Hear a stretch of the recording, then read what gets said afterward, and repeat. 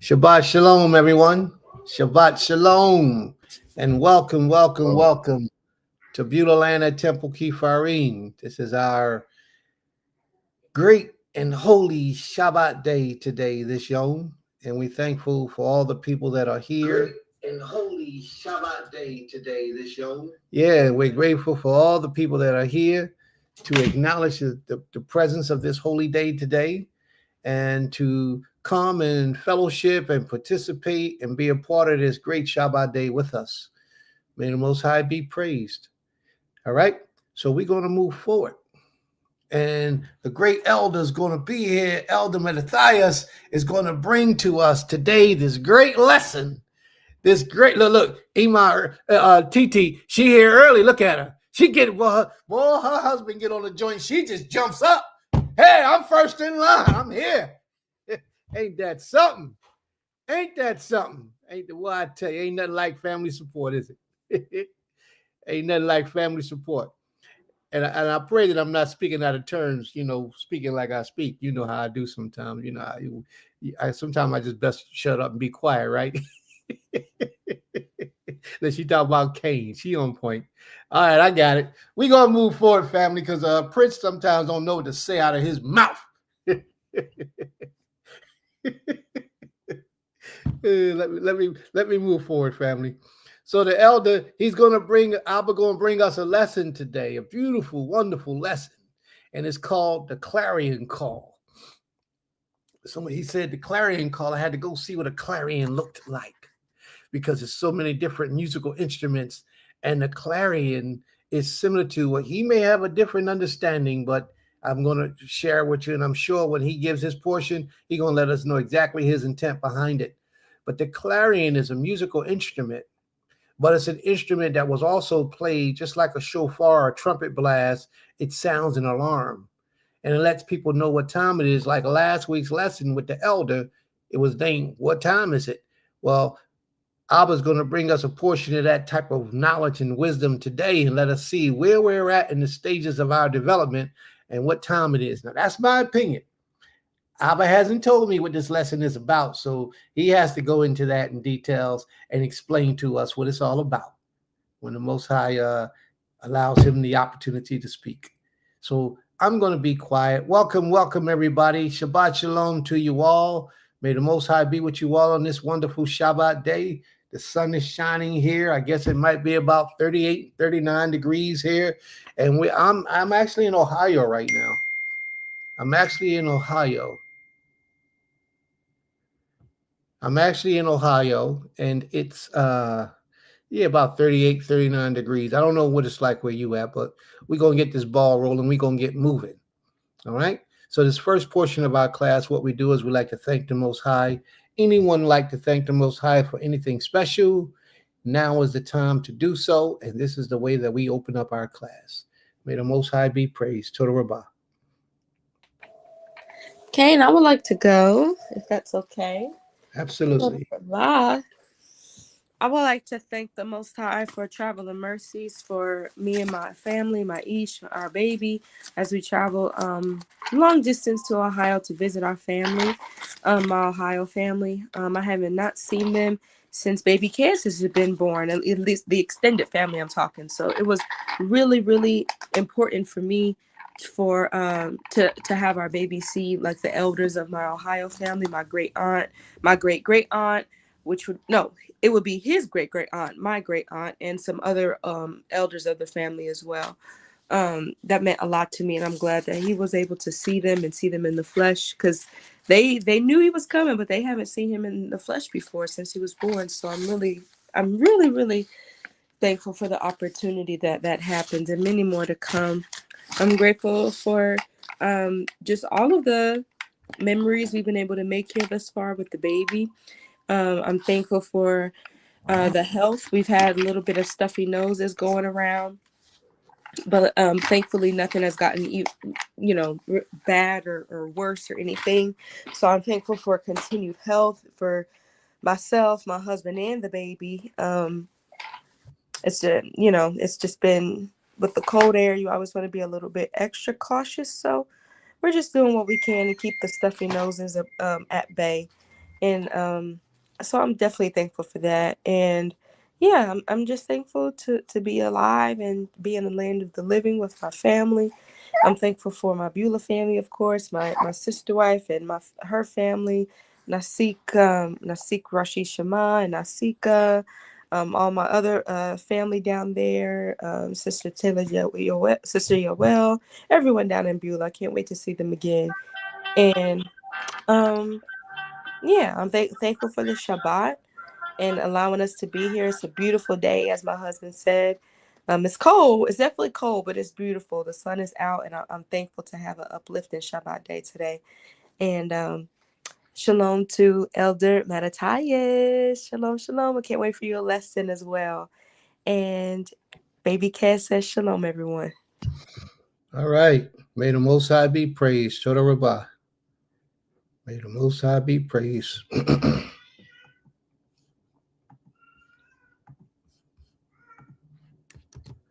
All right. Would anybody like to thank the Most High for anything special? Shabbat shalom, Mekulam. Shabbat shalom. Shabbat shalom. Nasi. Oh, I don't have anything right now. Oh, okay. Shabbat shalom. Making sure I greet everybody. All right.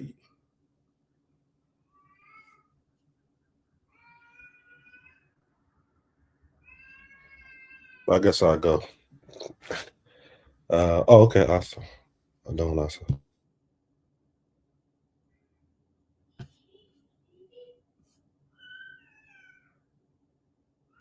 Shalom, shalom, Shabbat everyone. shalom. Just thankful for health. Um, we take it for granted.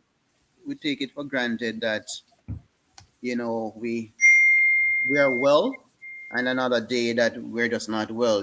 Things come and throw us out of our normal movement. And just this week, I was down.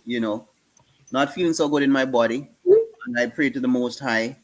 And I have the options to explore modern health care and all that, but I avoided that and decided to explore natural medicine.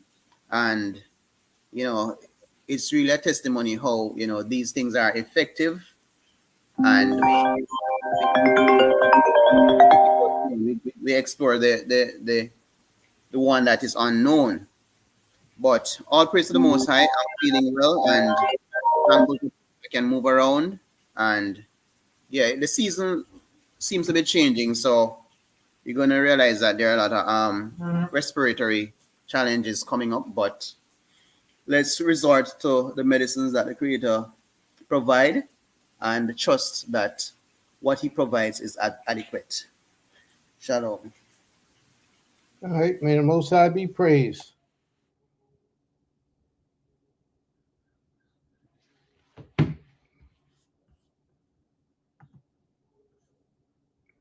Nasik, are you with us?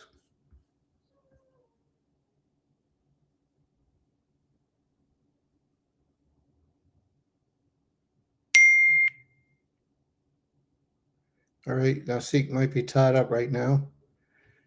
All right. Anyone else like to thank the Most High for anything special?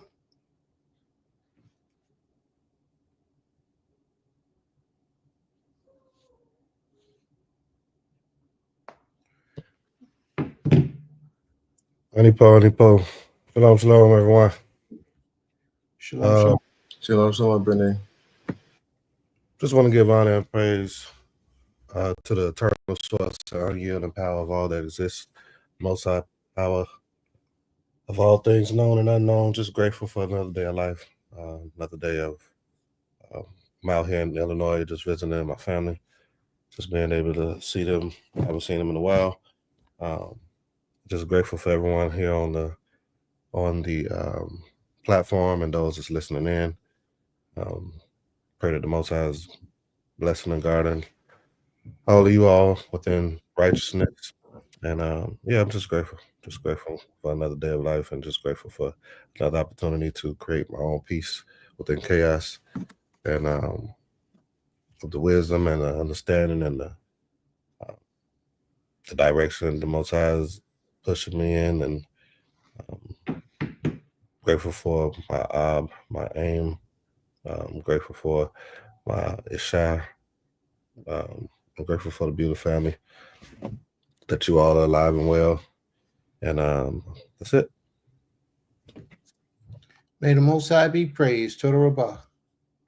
Toda Rabbah. Got Zakana Sakari says, forever grateful to the Most High, always. I faithfully express with joy and prayer, overcoming the negatives and welcome the positives in life. May the Most High be praised. Toda Rabbah. Ima. I'm just grateful for life at the moment, Princess Madai. Oh, may the Most High be praised. And Zakana TT says, I would love to thank the Creator for the ability to overcome adversity, my Ima and daughter being present for this lesson, my life, family, and new life and love, and my true friends. May the Most High be praised. Also, Beulah family. All right. All right. Thanks for the Most High. It's all about the Creator. And forgive me for my coming in a little late. The time, I had this issue last night with the platform. I'm thinking I got another hour to come in. Yeah, Central Standard Time here, so. Okay. Okay. All right. So for those that's tuning in, if you haven't yet, make sure you subscribe, make sure you share, make sure you like.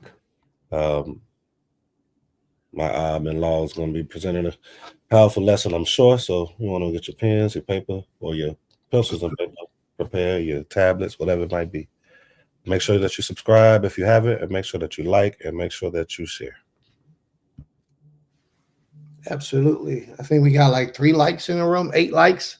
We got like 8 likes up there. That's it. We got how many people? 1,400 people, 1,400 people. You know, you multiply that by a couple hundred. So there you go. 1,400 people. So let's do it. We got a lot to build up to, family. We got a long way to go on them likes and loves and subscriptions, ring the bell, do all that good stuff. We got to get this type of message out there to the world. All right. So you know y'all don't have to wait now. If y'all want to thank the Most High for anything, you can either do it in the group. You can come on the screen. We'll send you the link. There's the link. You hit that button. You come on the screen. We'll let you acknowledge the Most High and thank the Most High. Or you could just type it in the room and we'll just read it. And we can read it from the sideline. May the Most High be praised. Toda Rabbah.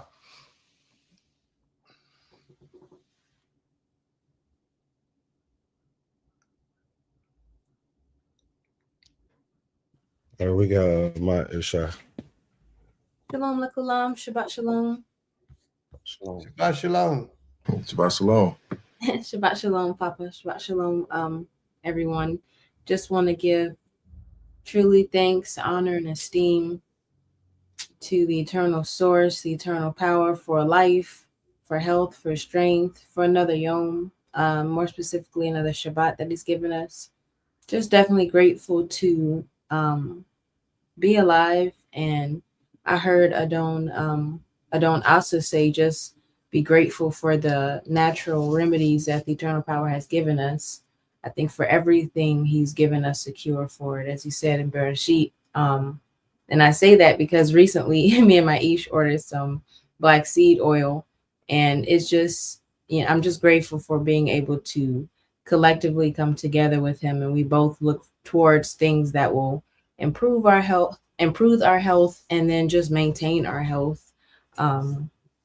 Because it may seem like it's not that, big of a deal, but there's a lot of people who really don't care about health, or they don't really know certain things that are natural.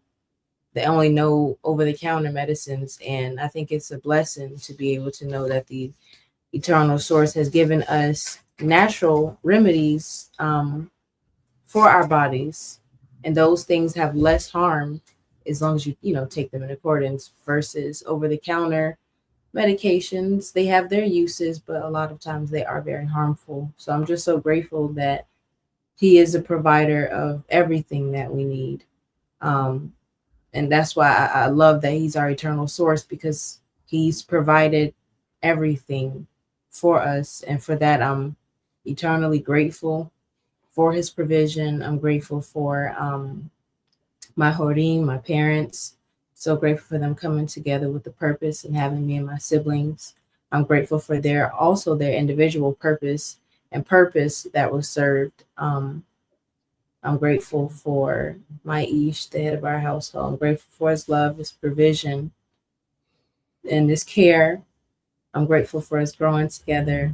I'm grateful for us, even being in a different environment, still being able to be set apart and true to what we stand for, and still being able to be a light. I'm so grateful for that. I'm grateful for my siblings. I'm grateful for my Beulah family. Grateful for everyone on the panel. Grateful for everyone listening in. I'm just grateful for another Yom, because it is a gift to us.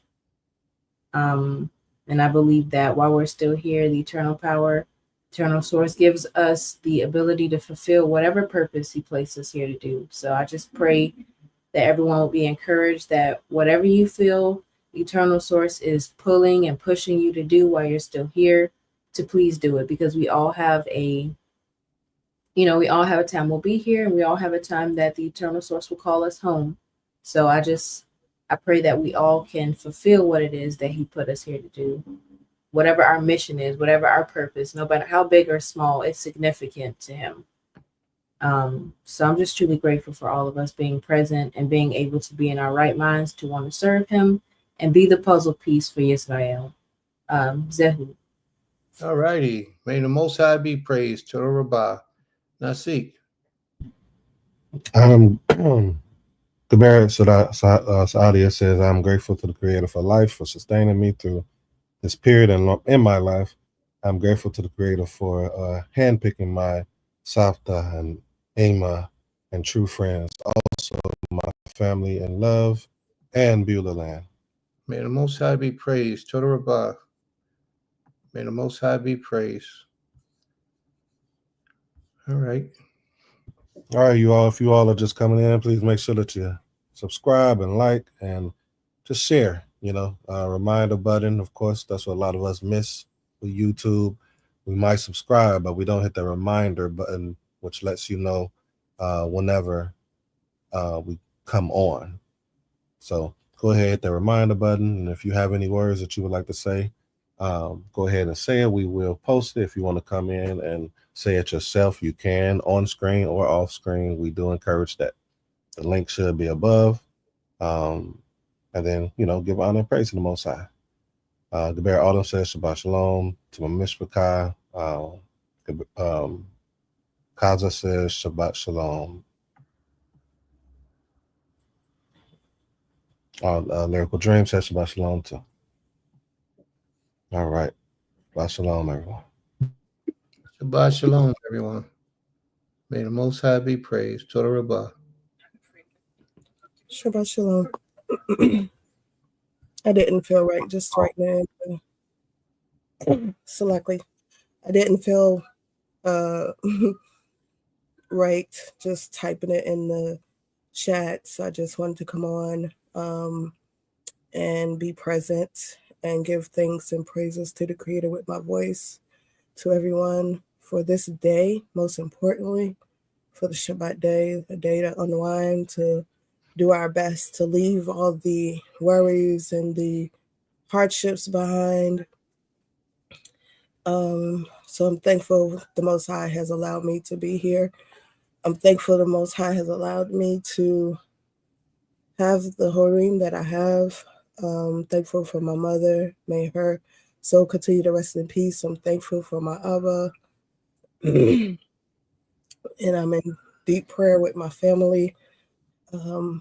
All weekend, all the last 3 days, we've been in deep prayer and deep just family time and communing with my Abba, and asking the Creator to do what he can to extend his life, as his will, and just being able to commune and us sit and talk about this process has been very, I guess, uplifting in some ways, just to talk to all of my nieces and nephews that have been here and, just checking in with them and seeing how they're feeling, and just being amongst each other and with my siblings and just family coming from different places to come and talk to my father, hug him, and see him.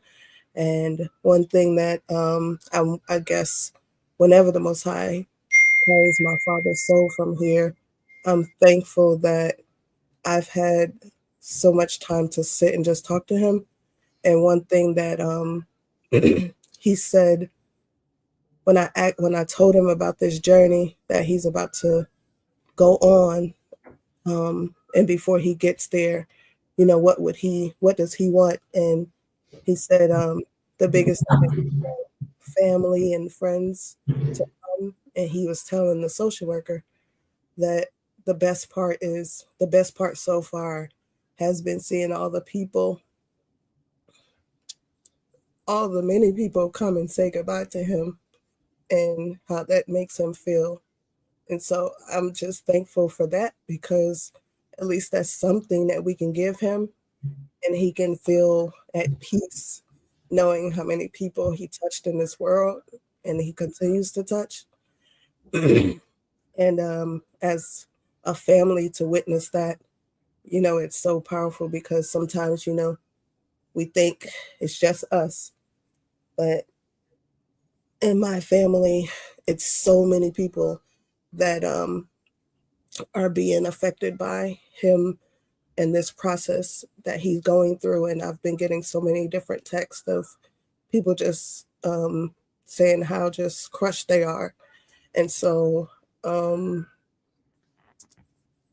thankful that people are able to express that now while my father is still here, and that he can hear it and he can get his flowers now, and he can feel these hugs and these kisses, and having all his grandchildren here, and from the little infants to the older ones. And one thing I've been thankful for is my son is here, and my father hasn't been able to until last night. He had a spurt of energy, but these last few days he hasn't been able to move and walk, and my son has been actually picking him up and taking him to the bathroom and picking him up and putting him in his chair and making sure he's comfortable. And then yesterday my brothers got here, and just to see all of them,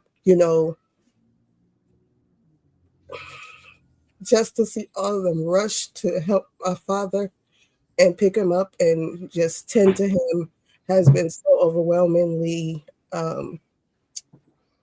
it's just amazing. And I feel like being transparent is helping me being able to heal with it, especially with so many people that love my father in our community. And I know that everybody is continuously in prayer.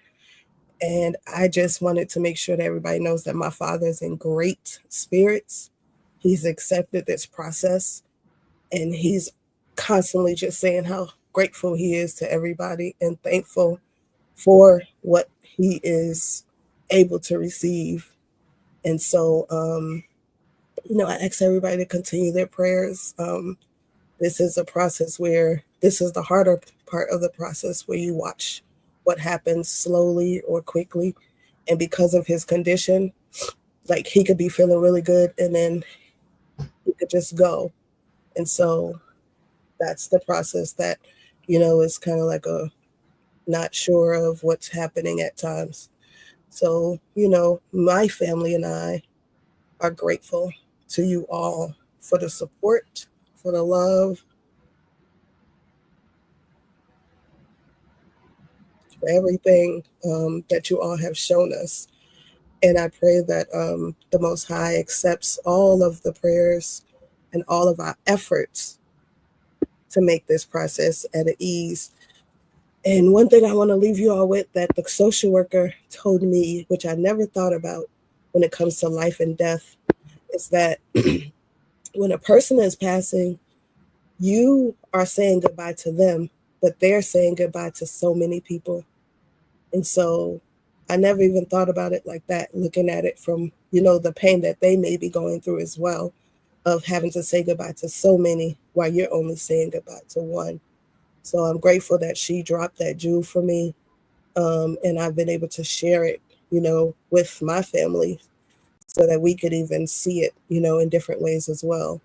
So just Toda Rabah to the Creator, Toda for his strength, his mercy, Toda for his endurance, Toda for his forgiveness, Toda for all the things that he has blessed us with. And I pray that the Most High continues to be with each and every one of us, and that he continues to watch over us. And may the Most High be praised. Salah. May the Most High be praised. Toda Rabah. Toda Rabah. May the Most High be praised.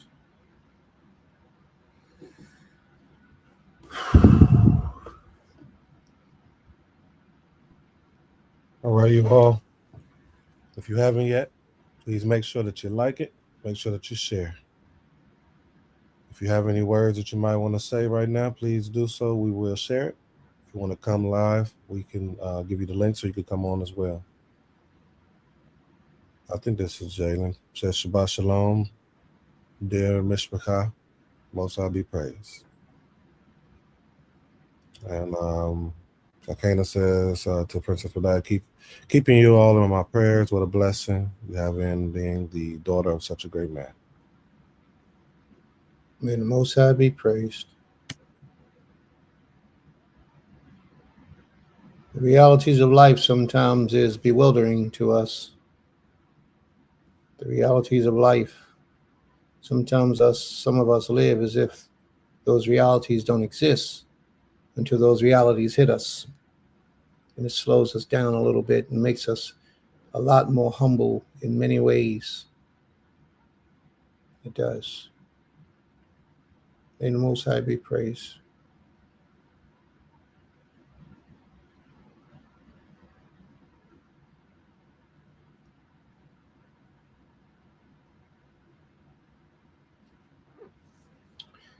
All right. Abba, did you want to go? Cain, I can go.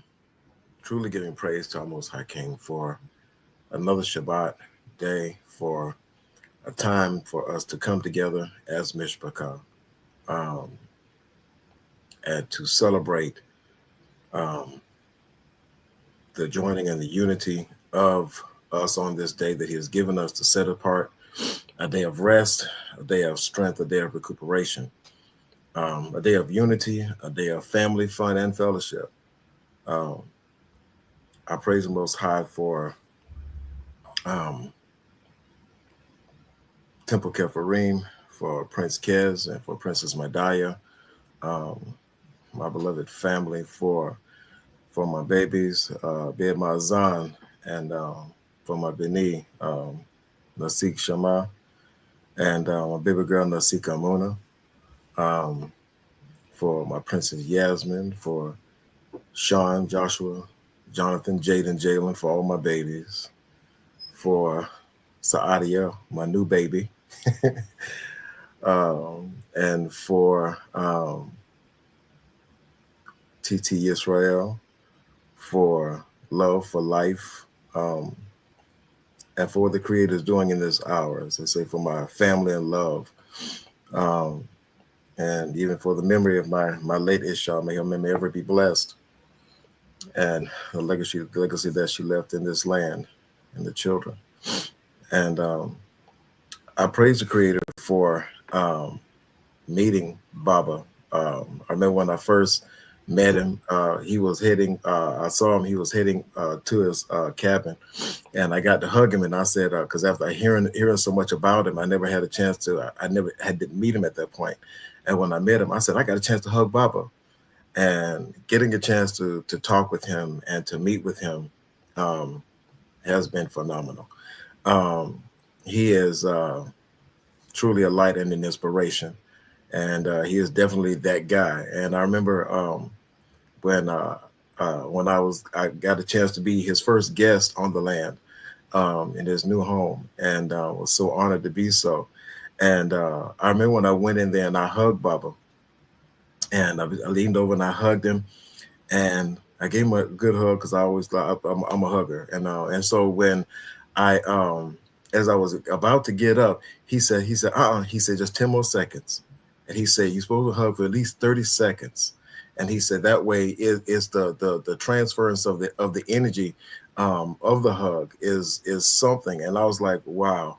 I said, I mean, just he's a phenomenal man, and I appreciate the love that I received from him and the inspiration that he is. Like I said, he's truly a light. He's a beacon, and definitely our prayers are with the family. And I'm honored. I'm honored to have had the chance to meet Baba, and to be impacted by him, and because he is, I mean, he's definitely an imparter of strength and of love, and he's like the Rock of Gibraltar. I mean, always standing, and so even when he's not standing, he's just standing, and so he's a phenomenal man, and so I truly give the Most High praise for getting a chance to meet him, for my Beulah family, for Coach Autumn, for baby Kez, for my nephew. Can't wait to get him and just hold him and love on him, and for all of my Beulah family, and for baby Avia that was born on the land, and there's so much new life yet coming forth, and for what the Creator is doing in this hour. There's so much to be thankful for. There's so much, a lot of times, that we take for granted, sadly. But I just appreciate the Creator for this hour, and for this opportunity to be before you. So I'm just thanking the Creator for what He's doing, for how He is bringing healing to us, and allowing even as Asa and Mabati was saying about, like, say, the natural remedies that the Creator has given us to help us to heal our bodies, and to do the things that He's doing in this hour. I just appreciate Him truly for what He's doing, and for how He's growing us as a people, and for what He's doing in this hour. So again, I love you so much. And I'm not going to say much more because I'm already going to be running my mouth. So much love to my Mishpachah and the nation, all of you, Chief Malak, to all of you, Zakaria, and Kater, to all of my Mishpachah. I love you. I get to call the names. I've even forgot your name or something, so I don't want to leave anybody out. But I love each and every one of you so very much. I yield. Shalom. All right. May the Most High be praised. Total Rabab. Total Rabah. May the Most High be praised. All right. Bane, did you want to come up and speak? Is your portion?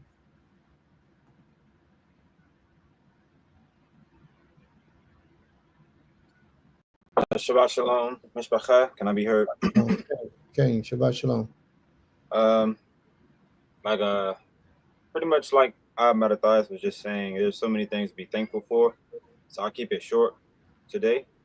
I'm thankful for the Father, the Shabbat day, His day of rest, another day of life. I'm thankful for all of the elders that are in my life. Prince Kez, Matthias, Abba Kez, Princess Medaya, and Kater. I'm thankful for all the just everyone around me, all the vessels, the souls. I'm thankful for the breath in my lungs, my children, my Isha, my family, my loved ones, distant loved ones, close loved ones. I'm thankful for the Beulah family. I'm thankful for what the Father is doing, not just through us, but through everybody that's walking in this truth, that's pressing and seeking towards this direction, this mark that we're. Hold on, Baba. Stop, Diane. Hold on, Zay.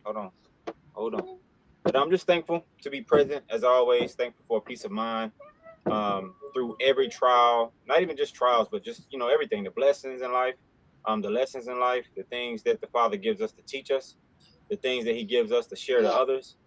I'm just thankful that He has always given me the ability to be present. It's in those present moments where we're able to recognize the most, hear from the Most High the most, see the things he's trying to show us, the things he's trying to teach us, keep us in a place of being still during this time of reflection, during this season of reflections.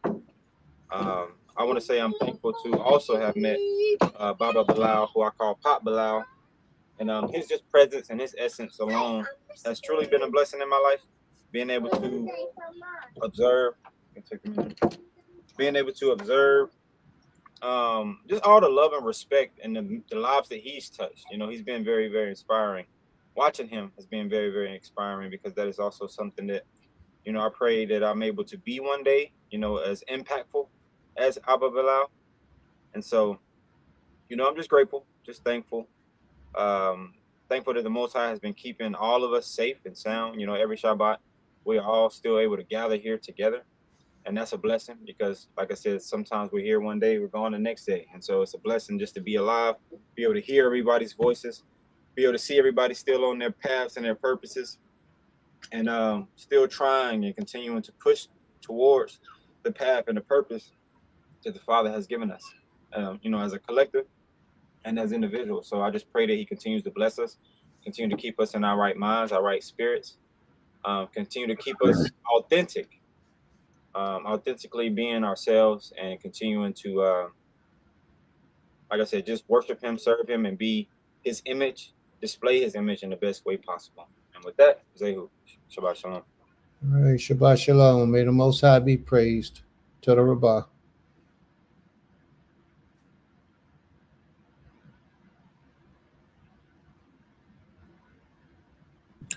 All right.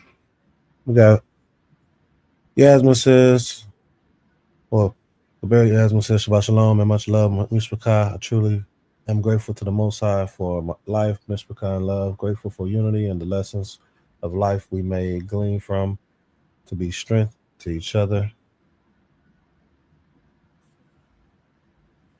May the Most High be praised. Toda Rabbah. I thought it was another one there, but I don't see it. Okay. So Adon says, rise up before the gray-headed, and you shall favor the face of an old man, and shall fear your Elohim. And I think he wrote that in response. Well, he's actually here, but I think he wrote that in response to, I'll let him speak it. So I'm going to bring him up and let him speak his own part about what it was he was saying. Brother Asa, you want to explain this portion to the family?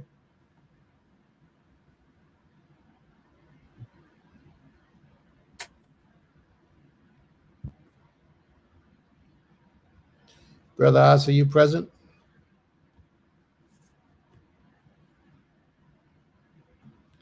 Okay, maybe he's not present. Okay, yeah, it was just in support of what Elder shared. That it just made me feel so. I don't know how to explain it, but I'm very happy and inspired to know to hear the efforts that are being made to make the elderly feel respected and comfortable, and that to ensure that the elderly is adequately attended to it. So it was while he was saying that, I was sharing the text, and I reflect on my own father and say, I do not have him with around, so I would have missed that opportunity. But there are elders around that we can identify and to share our fatherly respect to. All right. May the Most High be praised. Toda Rabbah. All right. I think it's my turn now. I believe. Unless somebody else wants to go.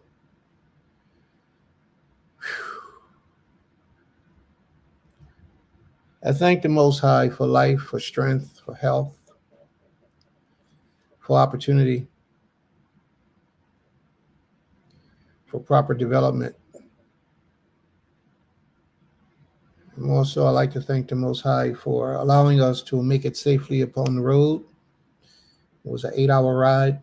We made it safely. May the Most High be praised. The other day, I went jogging again. And it was like 37, 38 degrees. But I went out there and I went running. Had to get it in. Been trying to do it for the last few days, but didn't have the opportunity. But I went the other day, and it wasn't yesterday, it was the other day. And one of the reasons why I like running is because when you run, it opens your mind up. When I run, I don't know what happens when you run, but when I run, it puts me in a place of peace, but yet it causes me to think. It'll like opens up a portal where the Most High is able to speak with you, and your subconscious mind comes through and begin to share things with you. So I look at the situation that we have in our community, and I look at a lot of the realities of life, things that just smack you and you try to duck and weave and bob and you pretend as if they're not there, but you can't ignore certain things. Certain things people may not say what they feeling, but you can tell because of their actions where they're at in their spirit.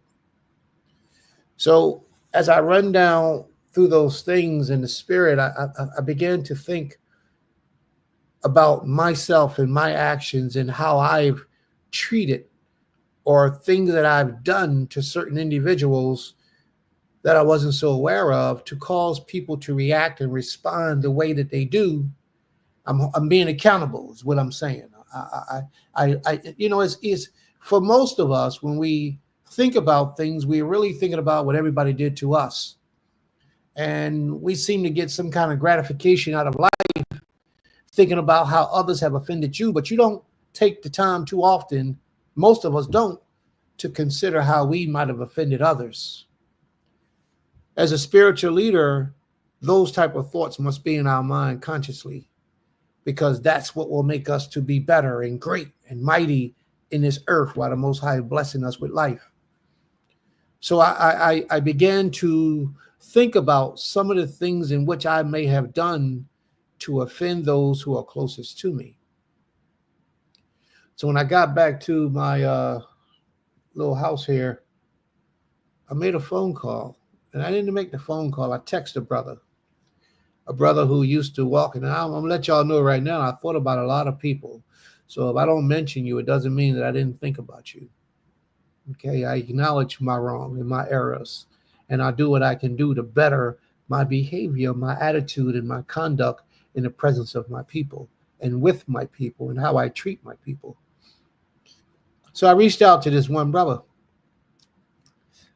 And I asked him, did he have the opportunity to talk? Now, I'm still thanking the Almighty. And the brother said he would get back to me. And I haven't heard back from the brother yet, and it's been over 24 hours. He hasn't reached out to me yet. So I figured he might have been at somebody's house for Thanksgiving. And not that he was eating Thanksgiving with anyone, but he may have visited, and he might didn't want me to hear the noise in the background and me think that he was doing something against Torah or against law that he shouldn't be doing. So I just left it at that. Maybe he didn't want to have that opportunity to speak. So I let it go. I let it ride, and I was just waiting. And now it's been 2 days now, and I haven't heard back from the brother. Now, how do I disseminate that? This is how I disseminate that. In my mind, currently where I am, I have to assume that I did more damage to that brother than I think. Being in leadership is a very delicate situation, a very delicate position, extremely delicate. And if you don't understand that after several years of leadership, then you're not fit to be a leader. Another thing about leadership is that leadership needs to acknowledge when they're wrong, when they have done something that they should not have done, which could jeopardize the health, the life, the happiness, or the safety of someone else. Now, this particular brother that I reached out to, some things were said, and things had been said several times in several different occasions, but because it wasn't said like it was facetious, like it was meant to be, what took place was the things were said in a spirit of, like a joke type thing, but I don't think, not a joke to make fun of anybody, but a joke to like promote something within his family that I would think that he would think would be a good thing, but I don't think it was taken that way. So that was one of the things I wanted to discuss with him. And I wanted to apologize to him and his family if what I had done, and I can think of a couple other things, but just for the sake of conversation today, not going too long, usually around the Day of Atonement, we all ask for forgiveness of what we've done to individuals, to make individuals do what they do and separate from us. And however they get mad at us, they get angry with us. We wait for that one time of year, but a righteous man would do those things any time of a year. Whenever that spirit hits him, a righteous man will do that. He will apologize to those that he offended, that he know he's offended, and they have done nothing to retaliate except separate themselves or keep their mouth shut and don't say anything or don't do anything and just let it go. So I noticed a brother like that, and I'll reach out to the brother once more. And if he doesn't respond back, maybe it's because he doesn't want to hear what I have to say. You know, sometimes you can hurt a person that bad. When a person put that much trust in you and faith in you, and you let them down to that level, it could scar them for life. And they can walk away hurt in pain and suffering and just never speak to you again. But I pray that I haven't offended anyone to that level and to that degree. And I thank the Most High for allowing me to see what I have done to that brother and some others, and how I should respond once I realize and acknowledge that what I've done is something that I need to correct. I mean, some things can't be corrected, but in the heavens, I would have corrected my errors by apologizing to the brother and asking the Most High to forgive me. I mean, you ask the brother to forgive you too, but you also ask the Almighty to forgive you for what you have done.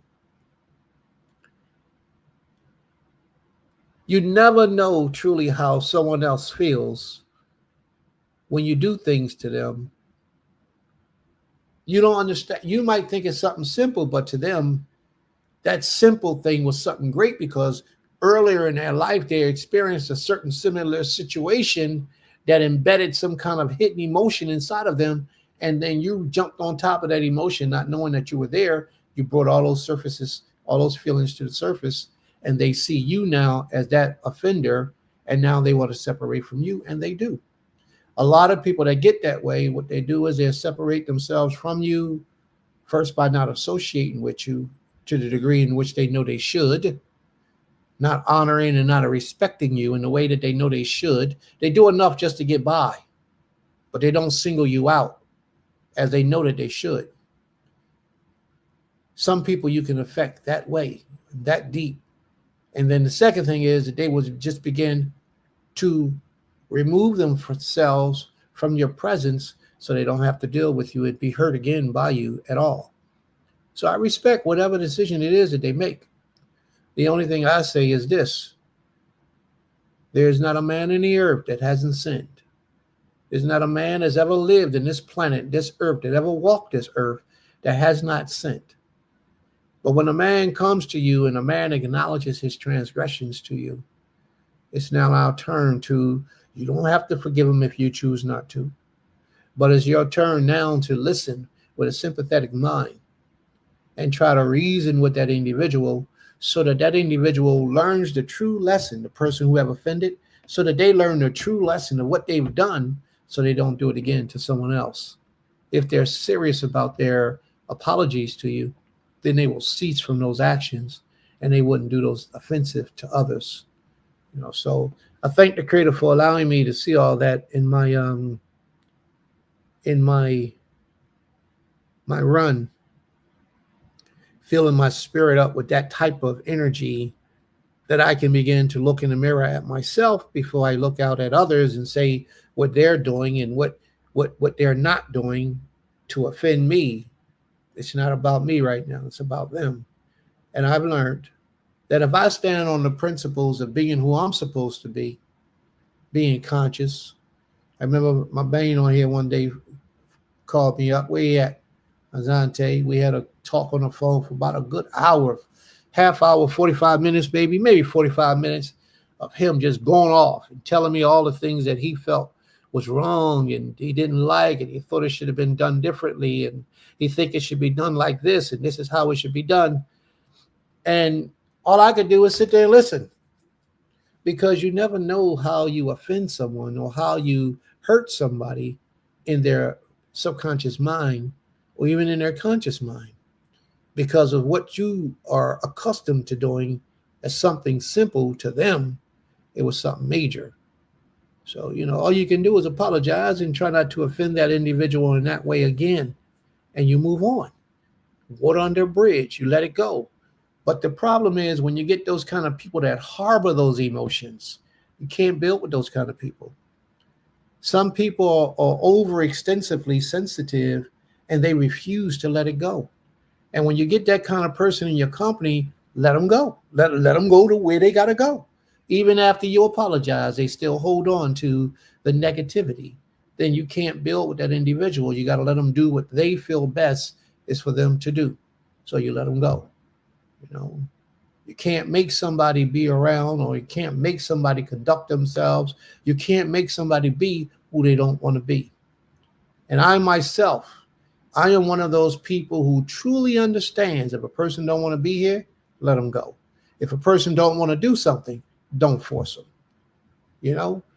That genuine love that we get from those who genuinely want to be, want to support, and want to give, that's what we need to build this nation. So I surrender myself to the will of my people and to my family.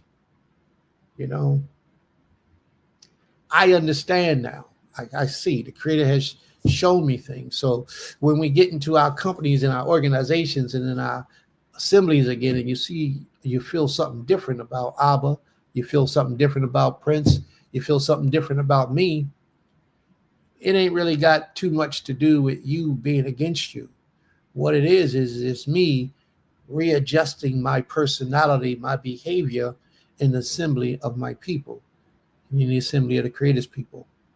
No man is perfect, but I strive to be to the best of my ability. And if that offends you, then you need to be away from me. If my striving to be righteous and acceptable and pleasing to the Almighty offends you, then yes, you're doing the right thing. Go your way, separate, and stay away. That's true.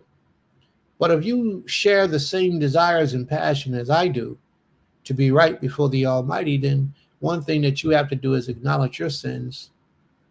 And then those people who you have offended or you have disrespected in some type of way or degree, you should go and talk to that individual and clear it up.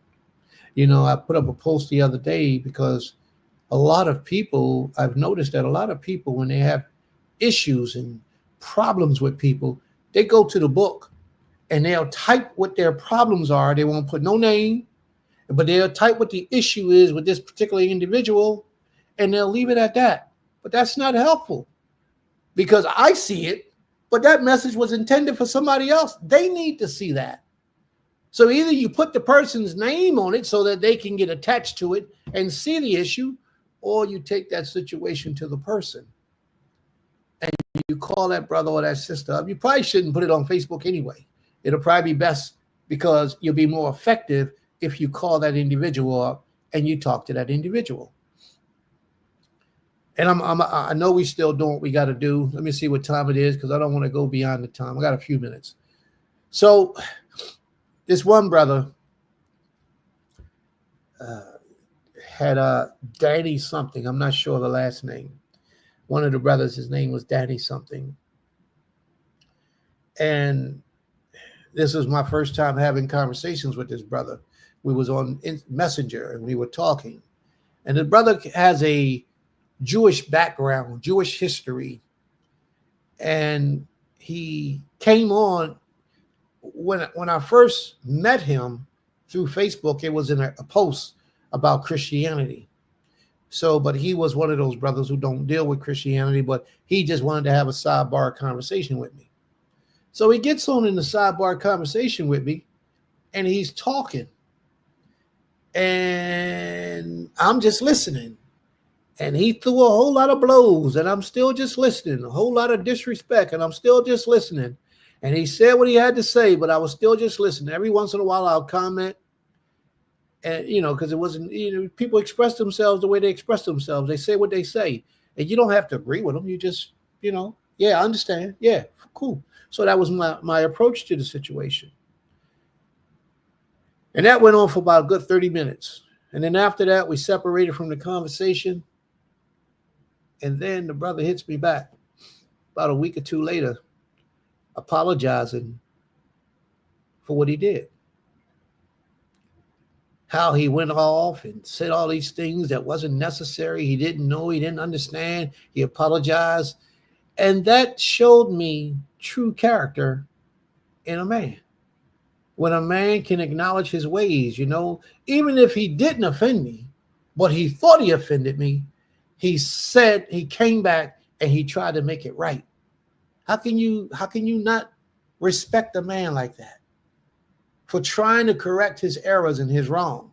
And some people, no matter what you say to them, they already got programmed in their mind that you are not worthy. And so no matter what you say to them, no matter how you apologize, no matter how you try to correct it, they will not accept it. And I thank the Most High that I'm not one of those individuals. I thank the Creator that I'm one of those individuals that if a man or a woman comes and apologizes, that I can accept what that apology is, and we can brush it off as if it's never happened, and we can move forward. May the Most High be praised. Because as I look through the book, I don't see one perfect man in the scriptures. I've never seen a perfect man. I've seen people be the apple of the Most High's eye and commit sin and wickedness and unrighteousness and display acts of aggression and be the apple of the Creator's eye. So therefore, if the Most High can accept a man that is not perfect, then how much greater am I than the Almighty? How much greater am I? Nothing in comparison to this King. So I thank the Most High for that ability, for that acknowledgement. May the Most High be praised. Toda Rabbah.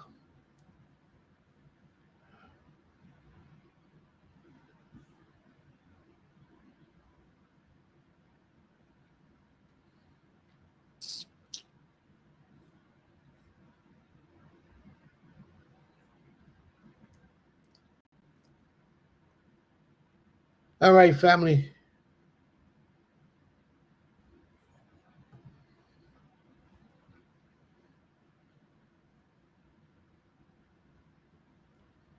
I guess that sparked a lot of conversation there, huh?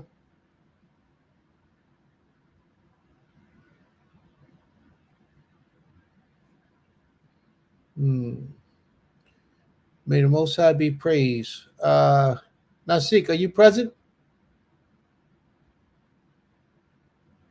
All right. I'll read this. Yes, acknowledge whenever we have done wrong and make amends and repent as you can. It's what the Most High is guiding us in Isaiah 58. True atonement. Totally agree. Totally agree.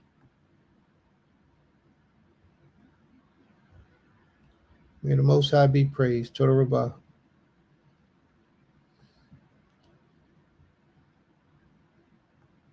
Got to strive for perfection. All right. May the Most High be praised. All right, family. It's now that time. It's the 12 o'clock hour. Abba, you ready to rock and roll? I'm ready. All right.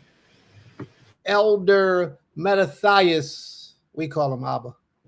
Elder Mattathias is going to present us with a lesson today. I pray that you got your pens, your paper, your notepads, and all those important instruments that you need, your recording devices, so that you can hear this great lesson and retain the information that's being brought forward.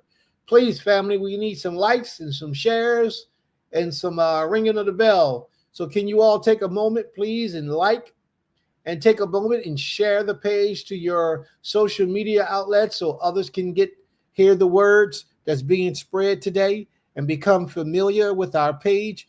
We so many people be saying, "Oh, I didn't even know y'all was there. I didn't know we was aware of y'all." And then after they come, they don't leave. So they keep coming every week. May the Most High be praised. All right, Abba, Elder, Metathiah, may the Most High be with you. Shalom, shalom. Shalom, shalom, beloved. Shabbat shalom. Truly give praise to the Most High Creator for the opportunity to be before you, to Prince Kez for opening up this opportunity on this platform.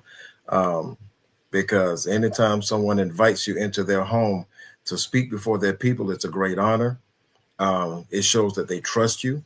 And it is my endeavor before the Most High to not disappoint, not that we're here to entertain by any stretch at all, but to inform, enlighten, and to feed. They that hunger and thirst after righteousness or rightness shall be fed. And you got to be hungry for it. You ever had those times when you're hungry and you don't know what you have a taste for? Righteousness should be something that we should always have a taste for. But I truly do give the Most High praise. I bring you greetings from messengers of Yahuwah's Kingdom Hebraic Belief Ministry. And again, I'm honored to be here in your presence and humbled as well. And I pray that what you hear will be edifying and building up to you in your ruach and in your life and in your walk. The lesson that I'm going to be bringing forth today is titled A Clarion Call. A clarion is defined, as Prince had already alluded to. It's a shrill, narrow-tubed war instrument. In our culture, among our people, the shofar is our clarion.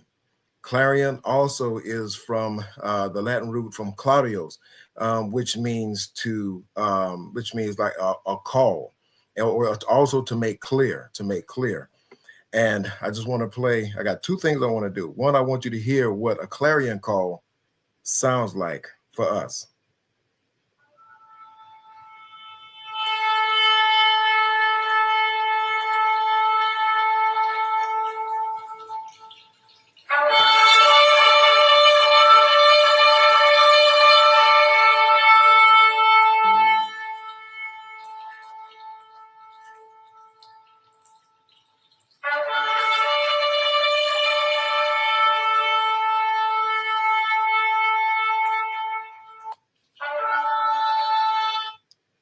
That's my alarm. That's my ringtone. I love the sound of the shofar. It is a call many times, and the shofar will signal different things. The shofar signals war. It signals readiness. It's an alert that danger is coming. It signals a time to gather for prayer or for service. It's a call to attention for us to stand still and wait for the next command. I remember when I was in basic training, I was in the Air Force, and when we would hear reveille, that was our clarion call, and it's been the clarion call for the military from the beginning. And I remember that this is the sound that will wake us up in the morning. We will awake to reveille. And, we have to hear that mess first thing in the morning.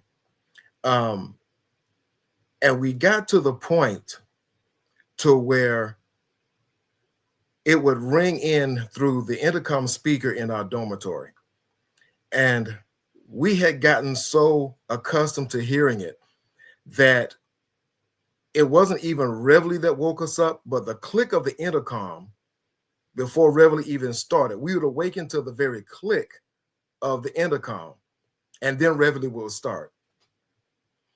So what is it about reveille? What is it about a clarion call? Reveille comes from the French word, which means to wake up. It is what they sounded to get us started for the day. And when we're awakened to something, when we're awakened to truth, just like how many of us, when we came into this walk, we found that we heard things differently. We saw things differently. Many of us come from different backgrounds. Many of us come out of Christianity, come from Islam. Wherever you come from, once you get here and you arrive in this place, you hear things differently. You see things differently. And one of the things that I love about this walk is truth. I love Torah. I love the scriptures, and I love the commands that our Abba has given unto us. And one of the things that we have to be careful of is being woke, because woke is a culture in and of itself. And I have come to understand that something Prince had touched on. There are many words that we use in our walk. And one of the things that I've found, and I understand what they're saying when they say it, that how even many of us in this that are woke will say, I don't understand. I overstand, and I get the gist of it. But one of the things that I've come to understand is simply this, is that Dr. Miles Monroe said many years ago that where purpose is not known, abuse is inevitable. And what is abuse? Abuse is abnormal use. When you abuse something, if you try to use a screwdriver to drive a nail, you're abusing that tool. You're not using it for the purpose that it's destined for. A hammer is what you use to drive a nail, not your shoe, not your phone, not whatever you want to use to drive a nail. You need to use a proper tool. So, and hearing people say that I overstand, and I'm not throwing shade on those in the woke community, because all of us are woke, and all of us have received a level of revelation. What is revelation? Is simply revealed knowledge. And so when you say, I overstand, again, I have to, well, I'm just going to go ahead and get this out there. When you understand something, because people say that you don't want to stand under anything, but there's a great logic to it, because when it's raining, do you stand on an umbrella or do you stand under an umbrella? When you are facing an attack, do you stand in front of a shield or do you stand behind the shield? There's a saying that much learning hath made you mad. And whenever it's raining, to me, it makes more sense to stand under an umbrella. It shields me from the rain that is falling on me. When we stand under the wisdom and the knowledge of our elders and of our ancestors that have gone before us, seeing the ways that they've made, seeing their successes and their failures, when we stand under that knowledge, it protects us. It shields us from making the same mistakes if we listen and if we adhere to what the lessons are as they were presented to us. Before I go forward, I'm not going to take up too much of your time, but I probably am. But I do want to sing just a brief bit of this song. There's a song that's been in my ruach. There's been a number of songs, because it brings us, and Prince has already touched on it during some things. Princess Madiah has said something earlier about even like typing in the text, that she said, I didn't feel right just typing it. She said, without uttering with my voice the things that she's thankful for. The use of our voice is powerful. It is powerful, because when we look at the example given to us by our Abba, by our Creator, all of creation, even as Prince has been going through the lessons in Bereshit in Genesis, creation began with the uttered word. Creation began with the uttered word. And so he didn't think it. He didn't meditate on it. Meditation is great. Thinking is wonderful. But when out of the abundance of the heart, the mouth speaks, whatever comes out of you is from what's on the inside of you. So when our Abba said, light be, out of him came light. Out of him came creation. Out of his word everything came to be, including us. So I'm going to sing a little bit of this. I'm not going to sing it long, but this is just a song that's in my ruach. There is a mighty spirit moving out across the sky. He's calling out the weary to green pastures. Come and lie.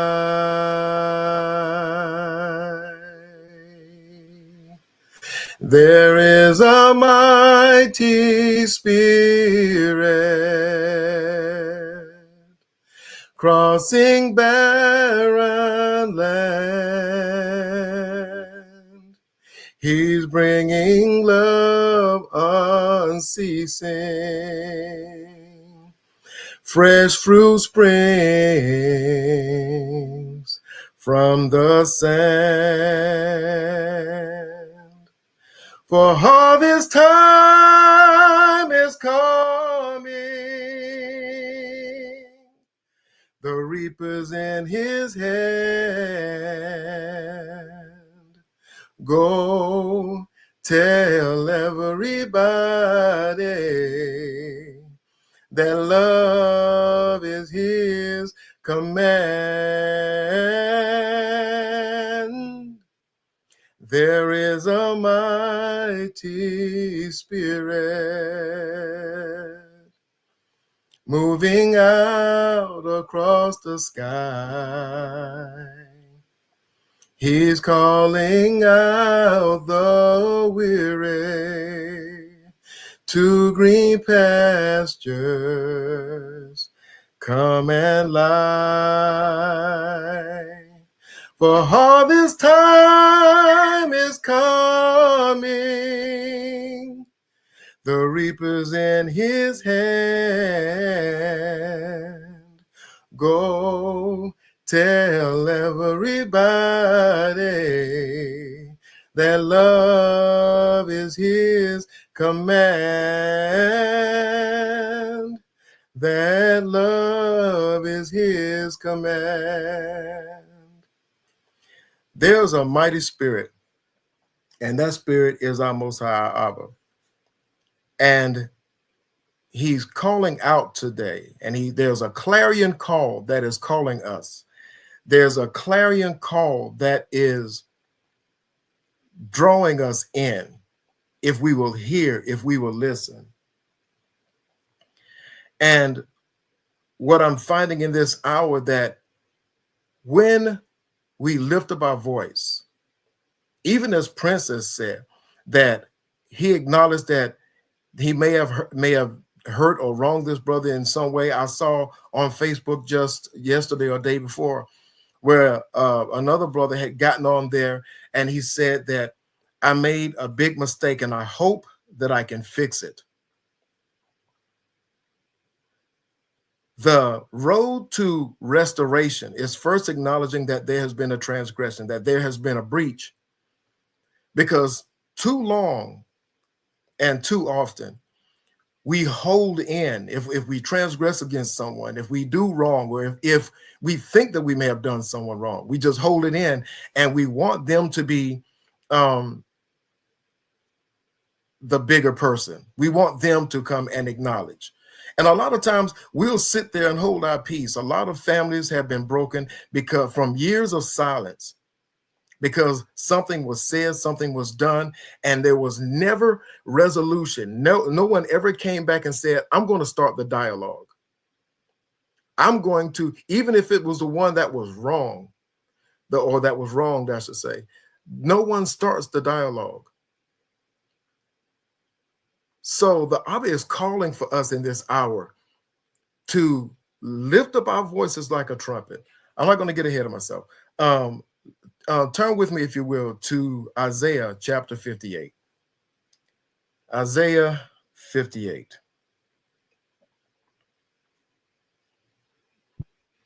You need a reader, boy, you got it. I got it, Benny. Total Rabah. Simple. I appreciate you.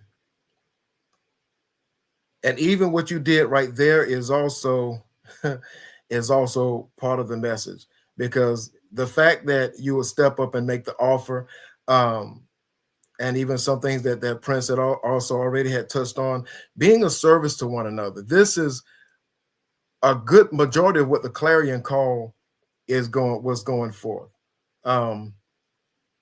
Isaiah 58. Give me 1 second.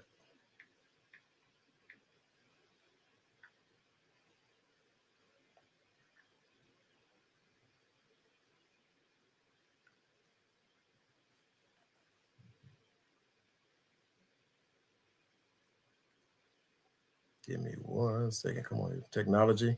It doesn't move as fast as we think it does. Tell you what, I'm going to do it the old school way. Isaiah 58. Lift up your voice like a trumpet, like a ram's horn. Many different iterations are going to read slightly different. Declare to my people their transgression, and the house of Yaakov their sins.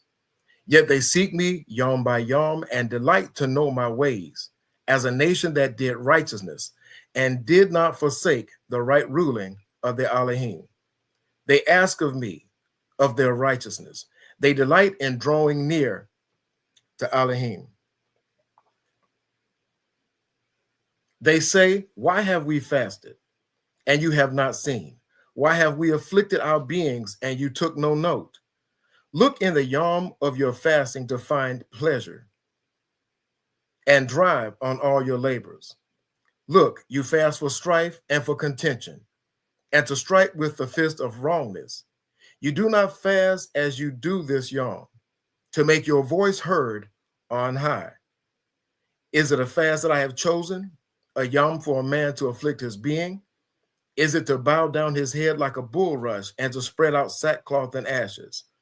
Do you call this a fast and an acceptable yom to Yahuwah?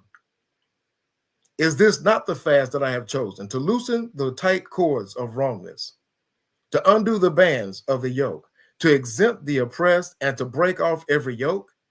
Is it not to share your bread with the hungry, and that you bring to your house the poor that are cast out? When you see the naked and cover him, and not to hide yourself from your own flesh. Then your light would break forth like the morning. Your healing spring forth speedily, and your righteousness shall go before you. The esteem of Yahuwah will be your rear guard. Then when you call, Yah will answer. When you cry, he will say, here I am. If you take away the yoke from your midst, the pointing of the finger, and the speaking of unrighteousness. If you extend your being to the hungry and satisfy the afflicted being, then your light shall dawn in the darkness, and your darkness be as noon. Then Yah will guide you continually and satisfy your being in drought and strengthen your bones. And you shall be like a watered garden and like a spring of water whose mayim does not fail. And those from among you shall build the old waste places. You shall raise up the foundations of many generations, and you would be called the repairer of the break. Some translations say the repairer of the breach, and the restorer of the streets to dwell in. Cry loud and spare not. In this hour, many are not hearing a shofar. There are many that are not hearing a trumpet, but they hear your voice. When they hear your voice, what is it that they hear? The Abba is calling us together to unite. And I want to say this: grow where you're planted. Grow where you're planted. All in Isaiah 58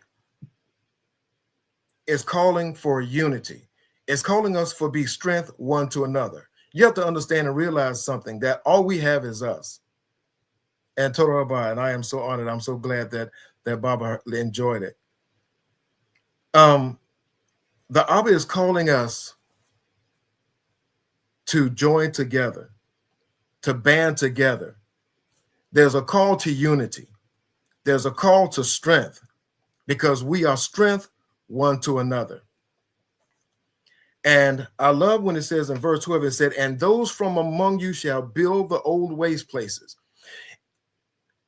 Or in the upper verses, we see where the poor were fed. We see where those that were in need, their needs were being met. And those that felt weak were being strengthened. It reminds me of Dawood, how when he and the men were out in the wilderness and they were in hiding, and their wives, their families had been captured. Everyone was just an outcast, and they were just like the band of outlaws. But when they joined themselves to him, and he strengthened them, even though they were all in the same pot, they were all in the same situation. These, as the scripture said, became known as the mighty men of valor, the men of renown. These downtrodden, cast down, what it seems like broken warriors. If you've ever been in a place to where you feel like you've been broken, if you feel like you've been in, or if you've ever been in a place to where you don't feel worthy, you feel less, you don't feel like, well, I'm not the one to carry a message. I don't feel like I'm the one that can say anything to anyone. Understand that when you yield yourself to the Most High, when you find yourself falling in love with his precepts, when you find yourself falling in love with his Torah, his instructions, and trusting and knowing that the God that he's given us for life is going to lead us to better places. It may not feel good right now. It may not look good right now. It may seem like you're in a possible place right now. But he is faithful that has promised. Because even when we come and we band together, we might be, as I've heard people say, a motley crew. We may be a ragtag band of vandals, it may seem like to many. But a people that are standing and united in the Most High King are an army that is strong, and we cannot be touched. We cannot be stopped. We will not be stopped, because we have that unity. Because for one, it says that the Most High, that he will be our rear guard. What does that mean? He has our back. All we have to do is stand and march forward. He has our back. He has our six. Our Creator has our six. Turn with me now to Psalm 119. Psalm 119. Your voice. You never know. Something I heard Princess Madiah say, I think it was last Shabbat or the one before, that when sharing with different ones about whether it's about revolutionary ideas or whatever it was, forgive me for not remembering the entire context, but I remember what she said. She said, even though sometimes, and I'm going to paraphrase that, things may or may not seem like they may not be received at that time. And again, I'm just paraphrasing. She said, but she still took the opportunity to share that seed. A seed is one of the most powerful creations that the Most High has brought forth. We have seen in our travels, when you go through anywhere where there's a tree downtown, or there's a sidewalk, or in a neighborhood, have you ever seen those places where sidewalks are being uprooted because the tree's roots have broken the concrete? They're trees that are planted too close to a house can impact the foundation of that house. Why? All because a seed was planted in a place. And when that seed took root, those roots, not the branches, not the very bulk of the tree itself, the roots of the tree break concrete. Your roots, when you're rooted and grounded in Torah, your roots can break up the foundations of anything that is opposing you, can break up the foundations of anything that you think is holding you back. The very roots. That's why being rooted and grounded in Torah is so important. Psalm 119. Psalm 119. A clarion call. There's a call that the Most High is bringing us to so that we could be united as a people, so that we could be strengthened as a people, so that we could be one. I know Prince said that there's no, that all men have sinned and that there's no one walking the earth that's perfect. And to bounce again off of something that Prince has said, because here's the thing. There's so much word that has already gone forth that we have a foundation that we can build upon. Prince being one that is a bricklayer by trade, a brick mason by trade, knows all about laying foundations. And that if your foundation is sure, that's what enables you, and Prince, correct me if I'm wrong, when you set that first row of bricks, you're setting a course. And a course is set usually with a string line. And a string line makes sure that the bricks, the blocks, whatever you're laying, are in a perfect row. Why? Because one deviation, the slightest deviation, will cause that building to lean. You may not even see it. It may be just an inclination by 1 degree. But over time, when you have a point that starts, as you travel, that they constantly digress and diverge from one another. So it is very important that whatever you do, that we hold the line, that we've been given, and do not stray from Torah, because it is his right way. It doesn't matter what we think, what we feel, or what we believe, because our thoughts and our feelings change. One thing about feelings and emotions is this: emotions do not have a brain. How do we know? Because many times in our anger, we'll say something that could be detrimentally hurtful to someone. And yeah, sticks and stones may break my bones, but words will never hurt me. That is a lie. Many of the scars and the wounds that we carry now are not physical, but emotional and mental, because someone used their words as a bludgeon and they hurt us to the very core of our being. And we carry these things for years and they fester. So this clarion call is a time for us to wake up. Awake, awake, O Zion. Put on your strength. Put on your beautiful garment. It's time for us to adorn ourselves. And we just don't dress any kind of way. Most of us, when we dress, I like to look in the mirror, not just because I think I'm beautiful, because I know I am. But the point is that most of us like to, when we get dressed, we look in the mirror so that we can make sure that as we're adorning ourselves, that we can make sure that we look presentable. When we come before the Most High, we always want to make sure that we're presentable and that we look attractive when we come before him. We enter into his gates with thanksgiving and enter his courts with praise. That's why I love singing before the Most High. That's why I love giving him thanks, because this is how we're to enter into his presence. This is how we come before him. He's not our buddy, our pal, our best good friend. He is our Abba. And even as an Abba, I have 8 surviving, my children, and they can come and talk to me about anything at any time.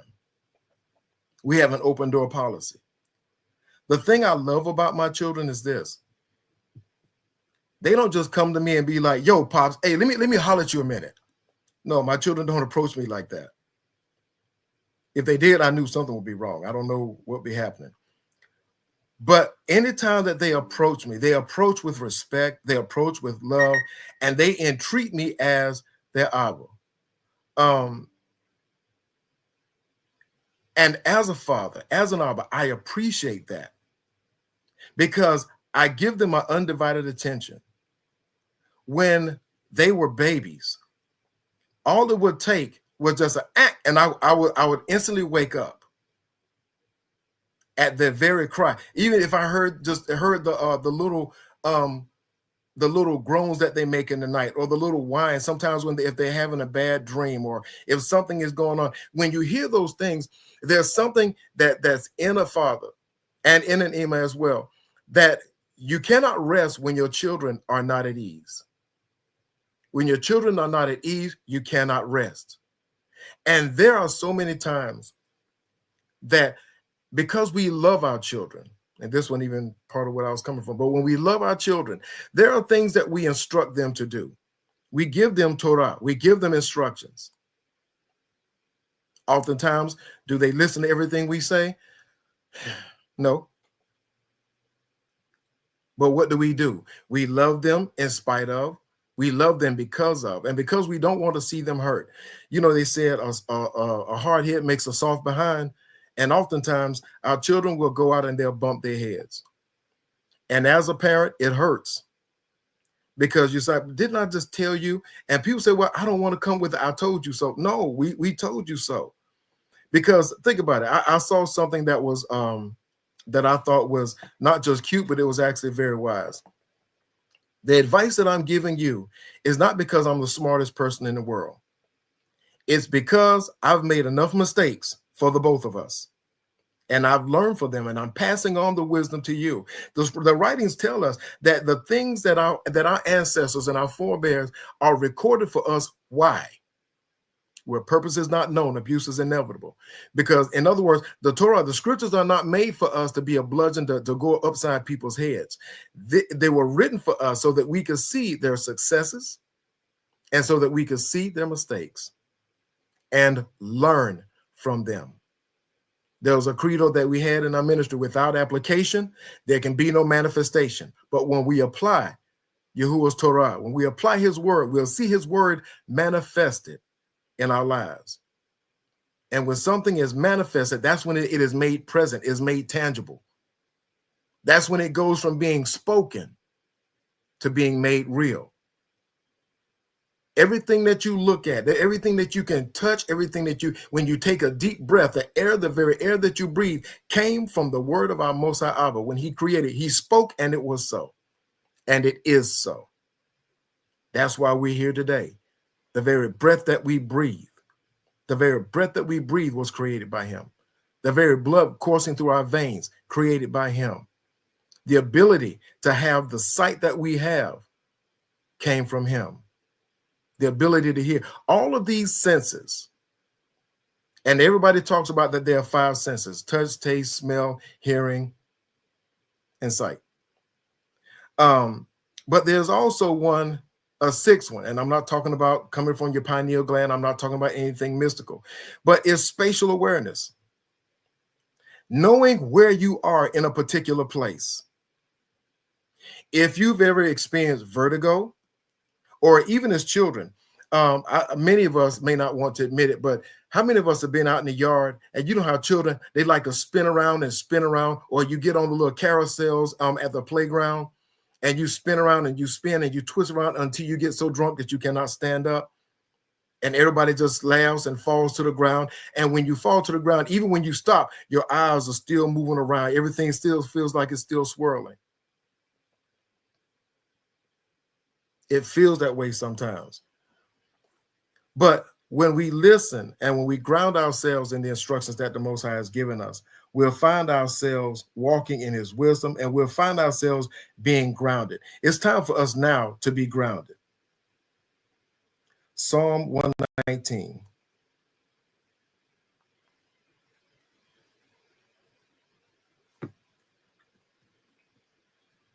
Give me 1 second. I want to read it from this particular verse. I'm reading from the Abrahamic covenant because the wording is very apropos and according to scripture.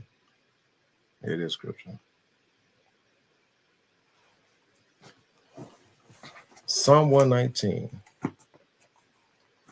And Psalm 119 was initially where I started. Psalm 119 is the part of the foundation of this teaching, because it has been a pivotal psalm in my life, one that I have loved for many years. for many years. And I appreciate the lesson that it teaches us. Give me 1 second, boy. When technology just be not cooperating. Psalm 119. Because it's not the entire psalm that I want to read, but just a portion of it. Bear with me, beloved. I'm almost there.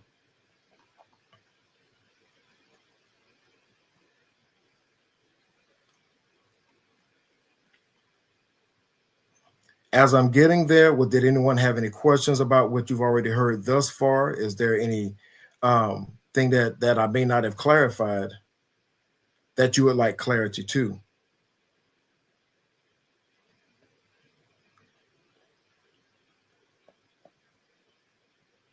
If not, Torah Rabah for your patience.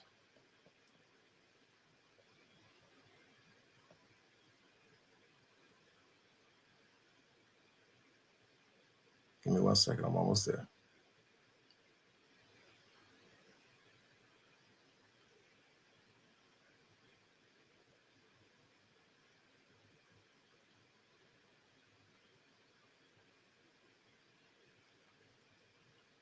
And I want to get it. Give me 1 second, beloved.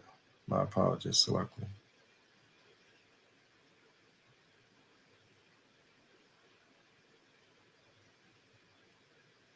Okay. All right.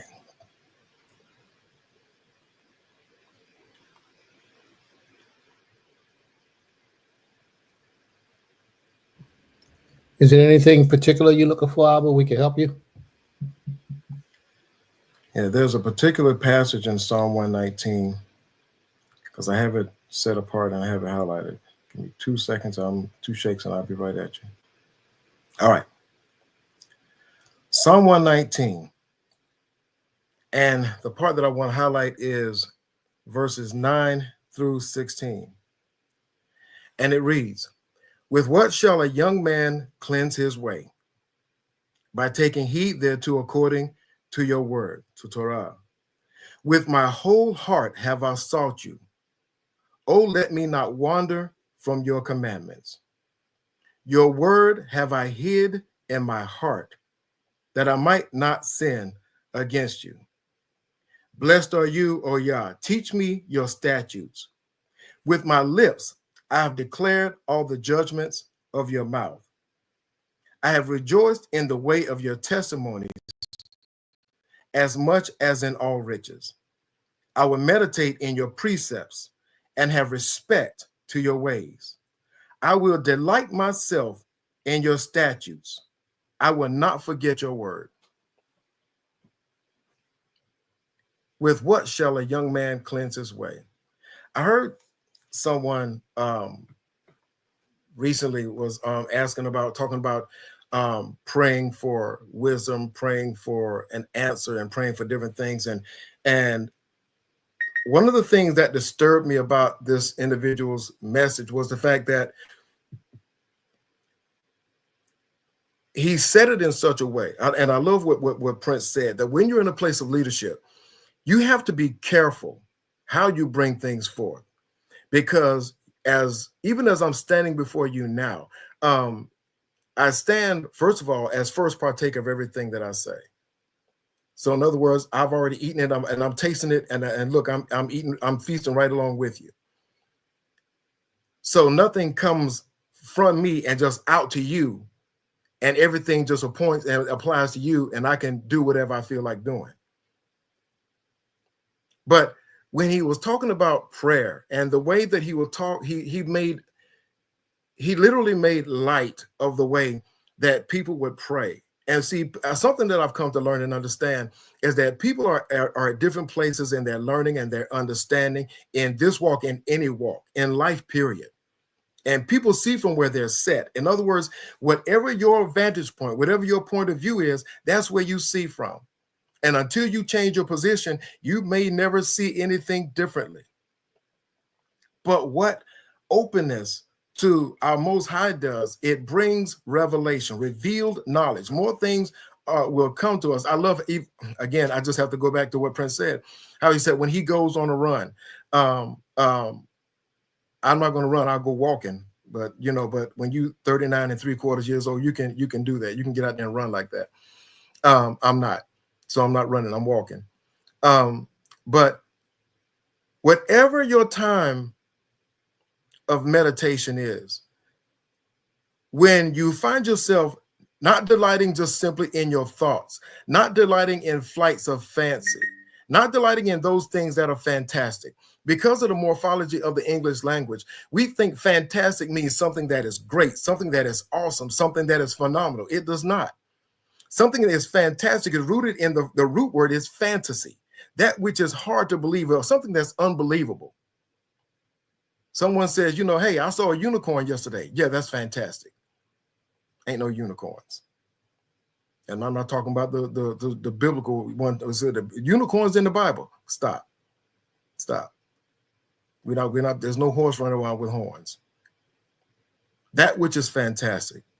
But when we root and ground ourselves and find ourselves delighting in the word, delighting in Torah, understand something. Where passion goes, energy flows. Where passion goes, energy flows. What is it that you like to do? What is your passion? Whatever your hobby is, whatever you enjoy doing, you will find a way to do it.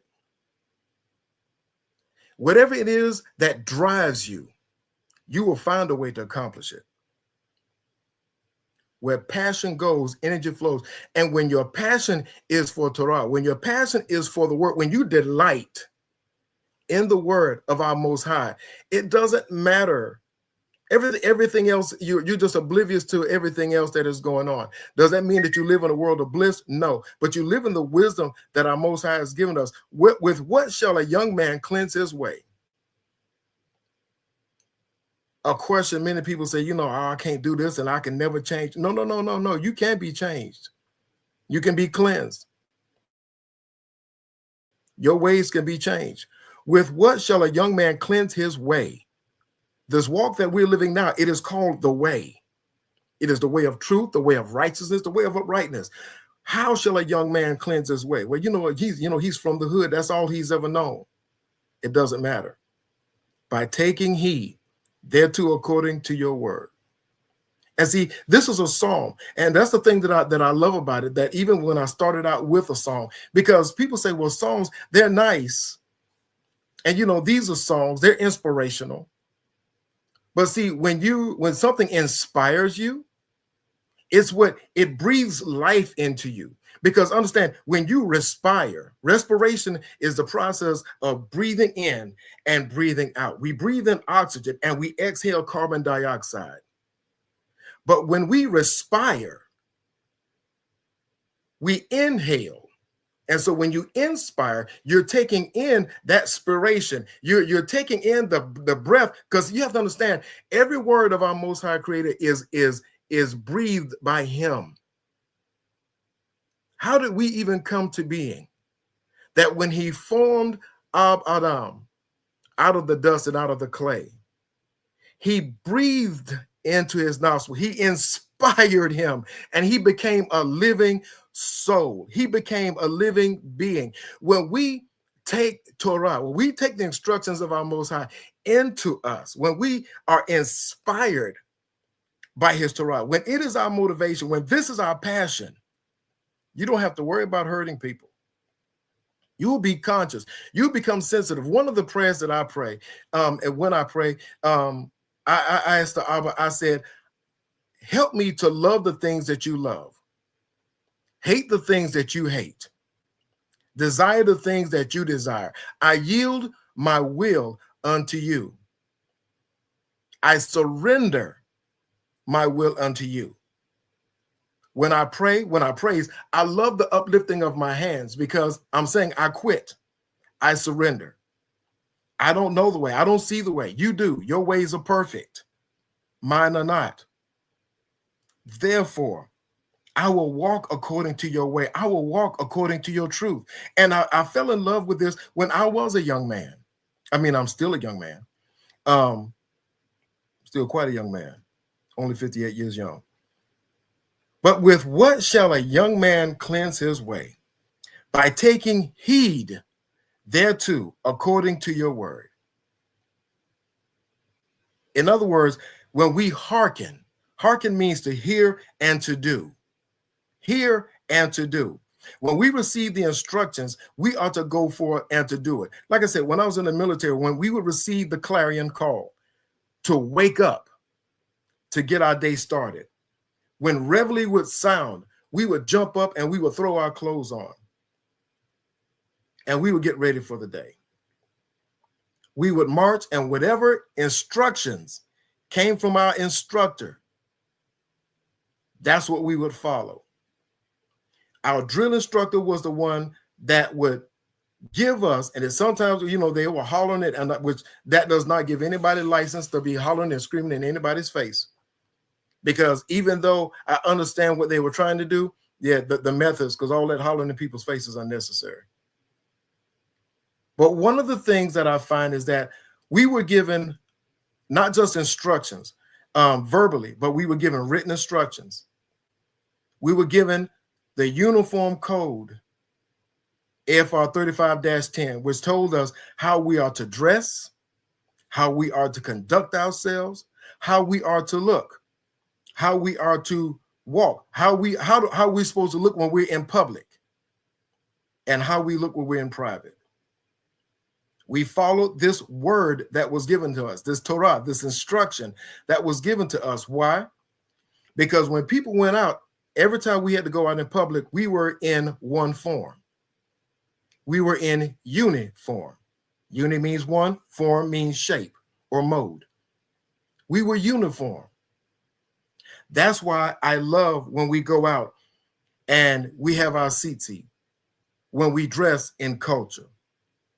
Because when people see us, they see a united front. I think about the times that when we would go out and even as my daughters will recount, when they go out and when they see them, and people are like, wow, y'all are so beautiful. Wow, you're so different. Where are you from? Understand, when you go, it opens up dialogue. When we carry ourselves upright before the Most High and in the Most High, people see and take notice. Many times people may not say anything. They may not address us or may not say anything at all. But understand, you make a statement. You're speaking without speaking. Body language conveys everything. Because when we walked in public, when I was in the military, there was a way that we were, even in our contact with one another, our contact was always the same whenever every time anyone saw us. Why? Because when people saw us, they knew that we stood out. We were set apart. Our actions were set apart. Why? Because we were instructed to do so. Your word have I hid in my heart, verse 11, Psalm 119, that I might not sin against you. Blessed are you, O Yah. Teach me your statutes. Many of us that are not a part of a congregation, and I say grow where you're planted. But see, you have to be in a place where true, unadulterated, unabridged, not watered down word is coming forth. Because that leader would be the one, like in verse 13, with my lips have I declared all the judgments of your mouth. We're declaring the judgments of our Most High King. My words, my thoughts, and my opinions do not matter. Have you ever given, or you've either, whether you're in a position of authority as a parent, a supervisor, a leader in any way, shape, or form, and you're giving someone an instruction? You're giving them something to do, and you say, okay, I need you to go and do this. Well, I thought, and understand, input is fine. Input is great. Input is wonderful, because I'm not saying that we know everything and that we are the end all be all. But when you're given instruction by one in authority, you're told to do a certain thing, carry out a certain act. Understand, there's a purpose behind what you're told and instructed to do. If you fail to do it, many times it could lead to your demise or to the demise of someone else if you don't follow the instructions. I remember when I was going through my CPR training. And if you've ever watched in the movies when someone is doing CPR, which it is so cringe, you'll see them, they're doing CPR, and you see them doing all this as they're pressing down on someone's chest like they're rowing a boat, or like they're trying to push that person's chest through the floor. If you follow what the movies do, you're going to end up killing somebody. That is not how we're instructed to do it.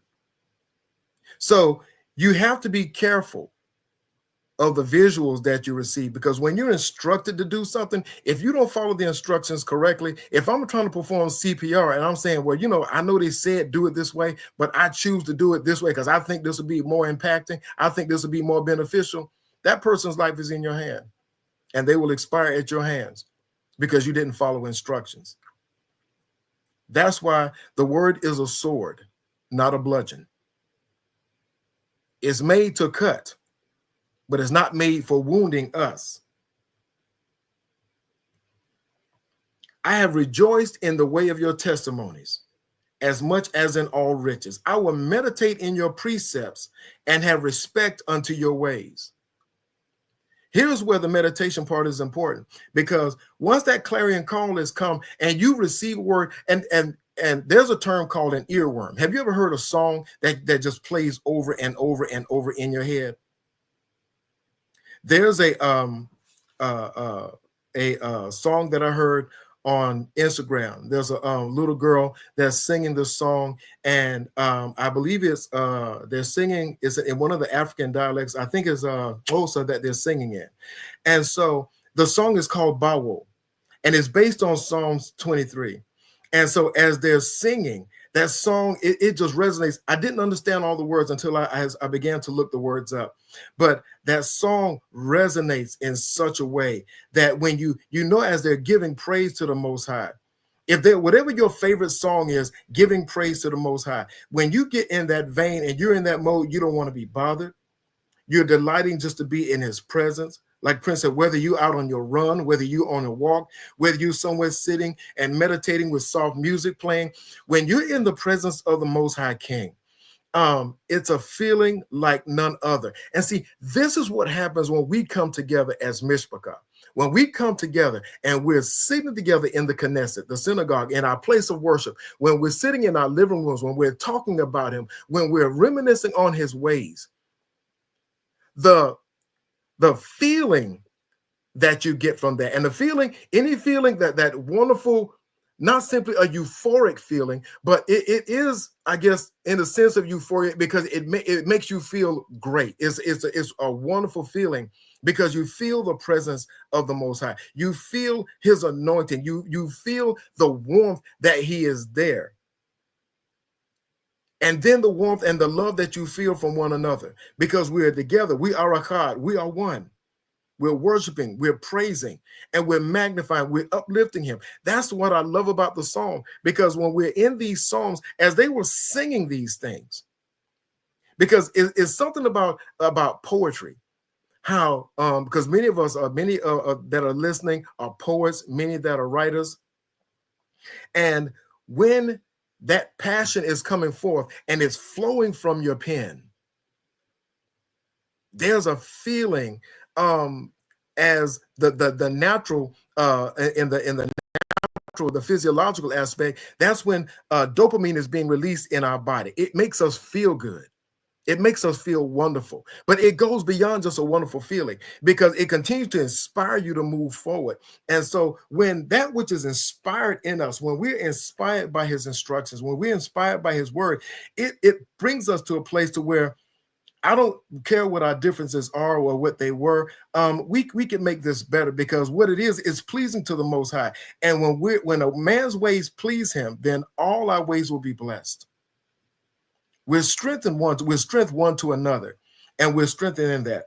He said, I have, in verse 14, I have rejoiced in the way of your testimonies as in all riches. I will meditate in your precepts and have respect unto your ways. Having respect unto the ways of the Most High means that, well, why we got to wear this? I don't feel like, well, fringes don't go with my garment. All these seats, all this stuff hanging, it doesn't match. People making seats and all these different colors and all this other stuff. You can find one that'll match whatever your decor is, whatever your decorum. But the fact of the matter drops right down in verse 16. He said, I will delight myself in your statutes. I will not forget your word. I'm not going to question it. Why do I wear these? Because for one, it's pleasing unto him. And because it's a uniform. When people see us in our seat, when they see us dressing in culture and in our culture, when they see us with our turbans, when they see us out looking like royal priests and kings and the queens that we are, people look at us and they're like, man, who are they? They may never say it, but then again, they may. Put that question into people's minds. Now, let's jump to Psalm 84. Let's go to Psalms 84. Are there any questions, any comments as we turn to Psalms 84?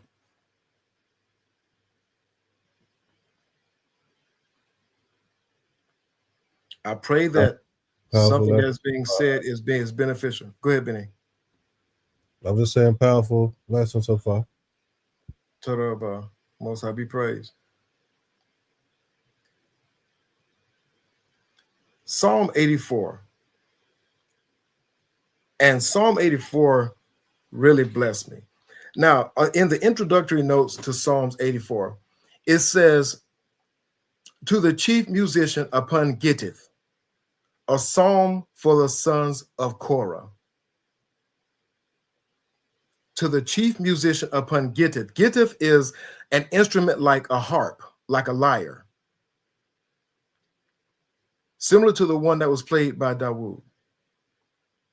A psalm for the sons of Korah.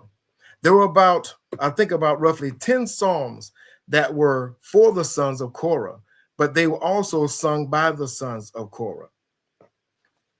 But why is this important? Before I even get into the song, why is this important? All right, let me give you just a little bit of background. I mean, I'm sure many of you already know who Korah was. Korah was one of the early Luai and the ones who was given charge of the temple. That was the spearhead of the rebellion against Moshe. And those that followed him in his rebellion were swallowed up by the earth. That's the abridged version. Powerful point. Powerful point. And they were swallowed up. And I'm not even about to go into that. But even in their rebellion, Moshe did not want to pronounce judgment because of his love for the people. Many times he'd be like, look, if the people are going to be accursed, let me be accursed too. It's something about a leader, about a shepherd that loves his sheep, as Dawood gave his life for the sheep. He prevailed over the lion. He prevailed over the bear. And the thing about these battles is these skirmishes prepare us for the larger battles that we have to face in life. So understand something. The leader that is standing before you, to get to that place, you've had to face what many would deem to be insurmountable odds, and had to come through some things that a lot of people would be like, you know what? Whew, I don't think I would have made it. But we're stronger than we realize that we are. And our strength lies in Torah. Our strength lies in the word of our Most High. And our strength lies in one another. The brother that I saw that made the comment just the other day, and he said, I made a big mistake. And he said, I hope that I can repair it and that I can recover from this. I don't even know what it was that he did. But I left the comment on his post that Brother, the first part of repairing the breach is acknowledging that a mistake was made. And I said, you got this. We've got this. When we pray, and when we pray in an intercessory way, the prefix inter means between. And to seed means go before. So when you intercede, you're literally going between that person and the situation. You're literally being a shield for that person.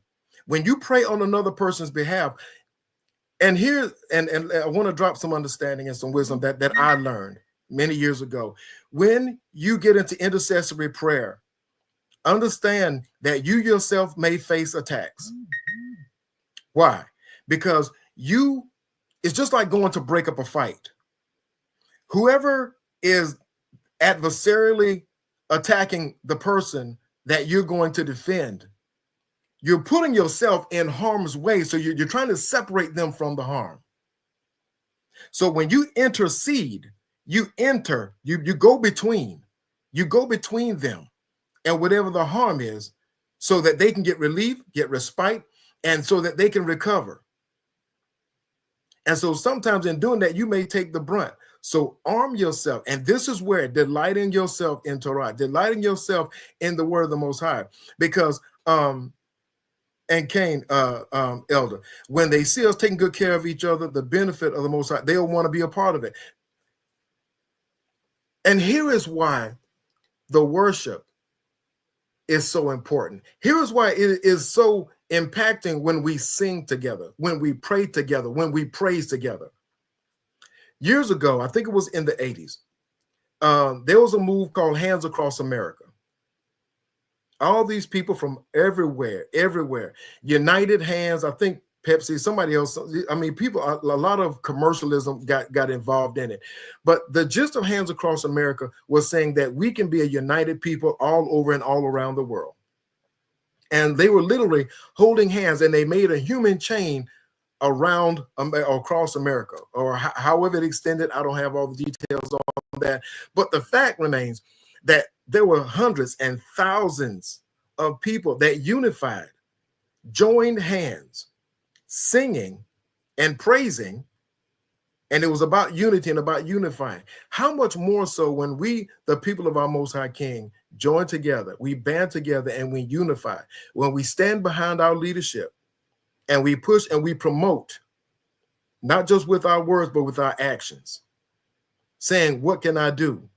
How can I be of help? How can I be of help one to another? The reason this is beneficial is this, and I'm about to get into Psalm. I'm going to finish talking about Korah, because the beautiful. I'm getting in a minute, because the sons of Korah. Here's the part that really blessed me. One of the things that I had learned in basic training was that when we heard the call, that was our time to get up. What we did in preparation for the next day was the night before, on the day of preparation or the evening of preparation, our uniforms would already be laid out. Our boots would be right beside our beds, and everything was in order. When Reveille came, the call to wake up came, and the call to action came. All we had to do was get up, quickly get dressed, and be in formation. There was this one guy that decided he wanted to be smart. And before Reveille, he got up early. So he said he got up and he started putting his clothes on before everybody else. Some of the guys were telling him, hey, man, get back in the bed. Get back in the bed. Be still. He's like, man, forget y'all. I'm going to do this. And so he got up. He started putting his uniform on. And I'm looking down the line. And here's where that straight and narrow line comes in. All of our beds were lined up according with a string line. So they were in perfect alignment. So because this guy wanted to be smart and he wanted to try to jump and run ahead, in football, they call it being offsides. Before Reveille, the instructor came up, and we could always tell when they were approaching because they wore taps on their shoes. When he heard the taps coming up, he tried to hide himself. And what did this genius do? Because he was standing at the foot of his bed, it would have taken too long for him to run around. I'm going somewhere. So what he did was, when he heard the instructor rattle the door, and as he was about to enter our dorm, he dove into his bed. And because we waxed our floors to a glossy shine, you could use them as a mirror. His bed slid halfway into the middle of the aisle, knocked all the rest of the beds out of alignment. And then what this also caused us to do was to get punished because of him. They was like, why did y'all let this man do this? We told him, we did not. But it didn't matter. We were a uniform people. And so because we were uniform, we all partook in his punishment. Needless to say, after that, we gave him a party, and he was the guest of honor. He didn't like the party, so I heard. But what happens is this. When Korah, in his rebellion against Moshe, because Korah, the main thing that he said, who is it that you're going to lift yourself up before us? Who do you think you are? And then we're just the ushers. Yeah, we've been called to a service, but you've exalted yourself before us. Who do you think you are? And then the bad thing about it, misery loves company. And you have a lot of people, especially people that have just a whole lot of mouth, that like to lift up their voice like a trumpet, but they sound like a resounding brass. And they are truly the clanging cymbals, because they're going against the set order that the Most High set. But what was their punishment? The people were told by Moshe, the Most High said, tell everyone, separate their tents away from them. And if you don't, and you're just going to partake in their punishment. There comes a time when separation is necessary. There comes a time when there has to be a cutting away. Because if not, it will cause infection in the rest of the body, in the rest of the ranks. If you have a bruised apple in a basket or a bag of apples, if you leave it there, once it spoils, that spoilage will go throughout the entire bag, and all of your fruit will be destroyed. You will have nothing to partake of. That separation was necessary. And all those that partook with Korah met his demise, and the earth opened up and swallowed them and closed back up like nothing ever happened. And they were entered into Sheol, into the earth. But what blesses me about Psalm 84 is that the sons of Korah did not lose their place. Many of us may say, I come from a bad background. My father may have been this, or he may not have been that. A lot of our fathers may not have been dirt. A lot of our ancestors may not have been the families that we may have been born into may not be the families that I wish I could have been born into another family. That doesn't matter. It's about who you are, where you are right now, and in the place where you are right now, standing in the presence of the Most High right now. We're not going to suffer because of them or lose out because of them. But the sons of Korah, and I believe as it was Dawood had once again had restored them to their place and put them back in charge of the temple. And so not only was this a song for the sons of Korah, it was sung by the sons of Korah. Psalm 84, and it reads, verse 1, how amiable or how lovely are your tabernacles, O Yah of hosts. My soul longs, yes, even faints for the courts of Yah. My heart and my flesh cry out for the living power. Where passion goes, energy flows. Yes, the sparrow has found a house and the swallow a nest for herself, where she may lay her young. Check this. Even your altars, O Yah of hosts, my king and my power. Why are the altars of the Most High equated with being like a nest? Because it's a place of safety. It is a place of, it's a home. It is a dwelling place, because when we're in the presence of our Most High, when we're there, I think about how the times when we come to Beulah and even other places where I visited, when we're there with our mishpachah, and we're praising and we're rejoicing together, when we're fellowshipping together, when we're loving one another and we're loving the Most High, you don't want to leave. That type of fellowship, you never want to leave, because you know that the Most High is there. You know that his presence is there. As we're speaking of him, here's another thing that really impressed me about our Abba. I don't know how many of you have diaries or like to make notes, but it says that when we speak of him, that there's a book of remembrance that the Abba writes, that he himself writes, a book of remembrance when we come together and when we speak of him. When we're sitting together in our fellowship and we're talking about his greatness and how wonderful and how awesome he is, he has a book of remembrance.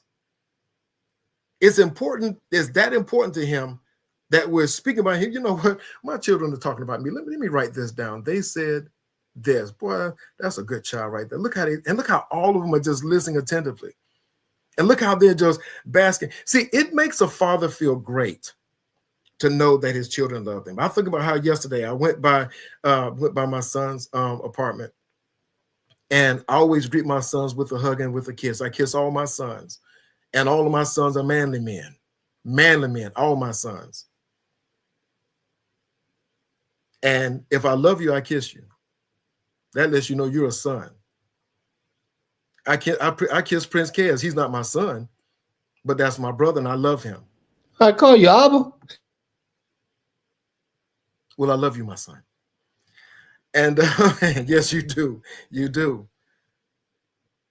But I was there at my son's, and even when I go to Beulah, because I'm definitely gonna leave my prince out, because when he gets there, just the hug and the embrace that I get from him, the love that I feel, it is amazing, and it's empowering, it's strengthening. And when I was at my son's yesterday, my son, they were hugging me, and my baby boy Jalen, and he said, I miss you. He said, I miss you. I live in Columbia, they live in Camden, but soon he'll be right there at the house with us. Ain't that right, beloved? So she knows who I'm talking to. So it made me feel so great, because he was right there. He put his arms around me. I put my arms around him, and we were sitting on the couch, and he just came and he just reclined and he just leaned on me. That's the thing that makes me feel good as an Abba, because I know that my children delight to be in my presence. That's right. They delight to be in my presence.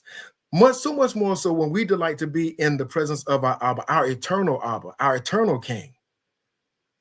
Then we will find the blessing that he has given us. He will empower us so that we can be empowered to one another. In verse 4, blessed are they that dwell in your house. They will still be praising you, Selah. Blessed are they that dwell in your house. They will still be praising you. It upsets the enemy when we give praise to our Most High. It upsets the enemy when we give praise. Have you seen like how when a man, all he wants to talk about is the love of his life, or he talks about his children, and it's like, oh my gosh, he just, all they want to talk about. And if you start mentioning, you say, well, how your grandchildren doing? Baby, let me pull out the pictures. Why? Because of the love that parent has for their children. They will still be praising. They give praise to their children. But when you start talking about their children, say, oh, let me pull out the pictures. Even when the enemy tried to come up against Job, and he was like, the enemy was going to and fro throughout the earth, and as Most High was sitting there just looking at him and pacing like a little fool. And he said, what's wrong with you? And he said, what you doing? I'm going to and fro throughout the earth. I'm trying to see who I can get. And he said, have you considered my servant Job? You start thinking, well, why would the father sick the enemy, the adversary, on Job? What kind of father would do that? See, when you know your children and you know your children to fight, you know that they can handle whatever they need to handle. That's why I know all the brown men and the brown young ladies, we know how to handle our own. And whenever you see us, you know that we're able and we're capable to protect ourselves and those around us. But his confidence in his son was so much. He said, I'm not worried about the enemy taking him out. I'm not worried about what he can do to him, because I know he's going to stand strong. He said, have you tried him? If you need a tree taken down, if you need wood for a fire, have you tried Yasmin? Have you tried Amuna? Have you tried Joshua? Have you tried Jonathan, Jaden? I've seen these jokers come out of the woods carrying full logs. Have you tried Jalen? We need water. We need supplies. They'll go to the well and bring a whole 2 5-gallon buckets of water. They will bring to the house what is needed. And so, yes, you're going to brag on them. Blessed are they that dwell in your house. They will still be praising you. Selah. Think on this. Selah means think on these things. Think on these things. Take a moment. Take a pause. Meditate. This is the time to meditate. Anytime you see Selah in scripture, that means meditate. Think on this. Why? Because whatever you meditate on is what gets into your spirit. That's what gets into your ruach. That's what gets into your heart.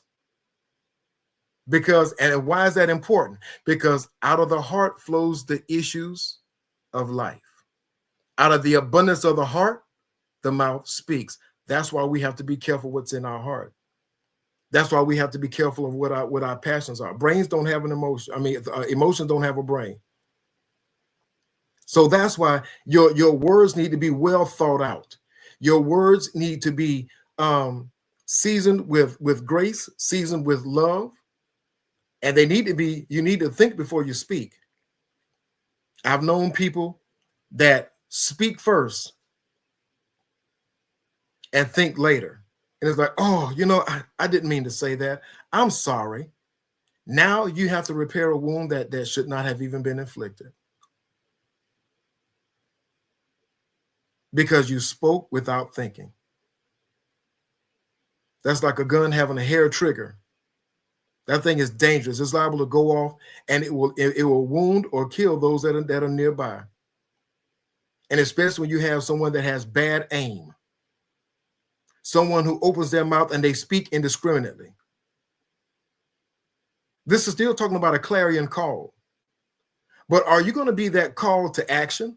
Or are you going to be that one that call to hurt, that call to wound?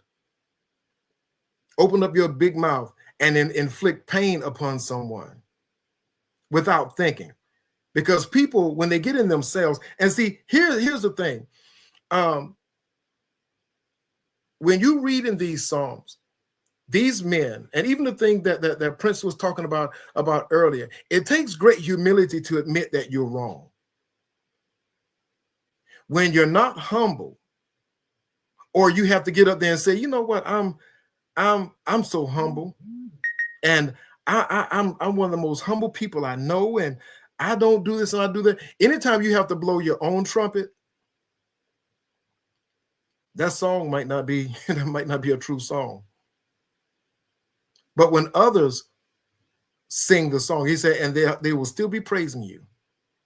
When others praise you, when others blow your horn, when others say, you know what, look, if whatever you need, he'll literally give you the shirt off his back. This sister will stand by you. She will be there. She'll be right there in your corner, 110%, 10 toes down. No matter what the need is, no matter what the call, anytime, day or night, they'll be there. There was a song that we used to sing when I was in school, when I was in the chorus, and it said, "Oh Lord, it's hard to be humble when you're perfect in every way. I can't wait to look in the mirror because I get better looking each day. To know me is to love me. I must be a hell of a man. Oh Lord, it's hard to be humble, but I'm doing the best that I can." Many people, when they come off like that, those are the people that make you want to run from them. Say, I know I'm awesome. I know I'm wonderful. And I'm really a humble person, but I'm just so awesome that I got to speak on it. Don't do that. Don't do that, beloved. Don't do that, beloved. Blessed is the man, verse 5, whose strength is in you, in whose heart are the ways of them. who passing through the valley of Baca make it a well. The rain also fills the pools. Who passing through the valley of Baca, the valley of tears. I know what it's like to pass through the valley of tears.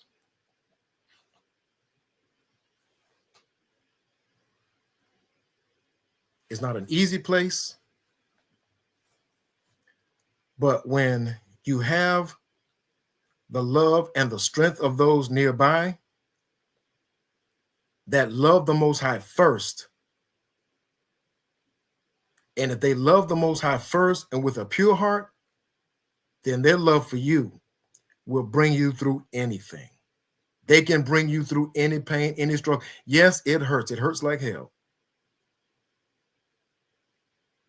But when you have those that when they lift up their voice, their words of consolation, their words of love, their words of strength, it will wake up something in you that will let you know that, yes, I may be going through the valley of Baca. I may be going through the valley of crying right now. But as it says in the second part, the rain also fills the pools. Also means along with. That means you're crying so much. You shed so many tears that you're making a pool. And it says the rain also fills the pools. That's why I love that song so much. There's a mighty spirit, the spirit of our Most High, going throughout the land. He's calling out the weary to green pastures, calling us out from barren places, from dry places. That clarion call, calling us out of places of darkness to light. And even in the desert, sometimes our tears are that well that we have to draw from. And said the rain also fills the pools. But the Abba never has us alone, because he has us as Mishpachah. That's why it's so important that we are united. That's why it's so important that we be Echad, because we are strength one to another. So that when we're going, and each one of us has to face our own valley of Baca, our valley of crying. But when we're there for one another and we're strength for one another, we got this. There's nothing that we cannot do, beloved. There's nothing that we cannot do. We are strength one to another. And I hear you, and I got you. Verse 7, they go from strength to strength. Every one of them in Zion appears before our power. They go from strength to strength. And the thing that blessed me with this was that the word for strength in Hebrew, Benny, I need you to back me up. I think it's like Chayil. I think it's Chayil. I may be pronouncing that wrong. I know Benny, he'll fix it for me. But it says when they go from strength to strength, that strength in that verse, it means that they're stout. What does it mean to be stout? That means that they're standing strong. They're resolute. They go from strength to strength.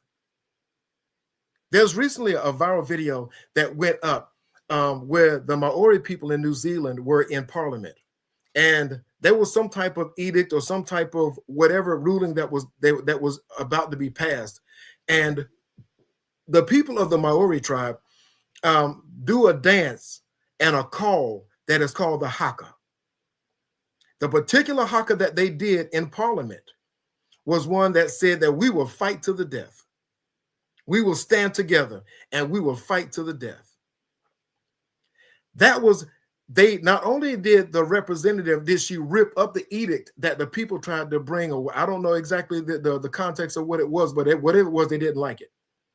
It was going to be restricting, confining in some way, shape, or form. But when she tore that up, she started into the haka. And immediately, all of these people in their suits, in their dresses, in their heels, in their ties, in all of their stately attire, got up and began to take heed to the call.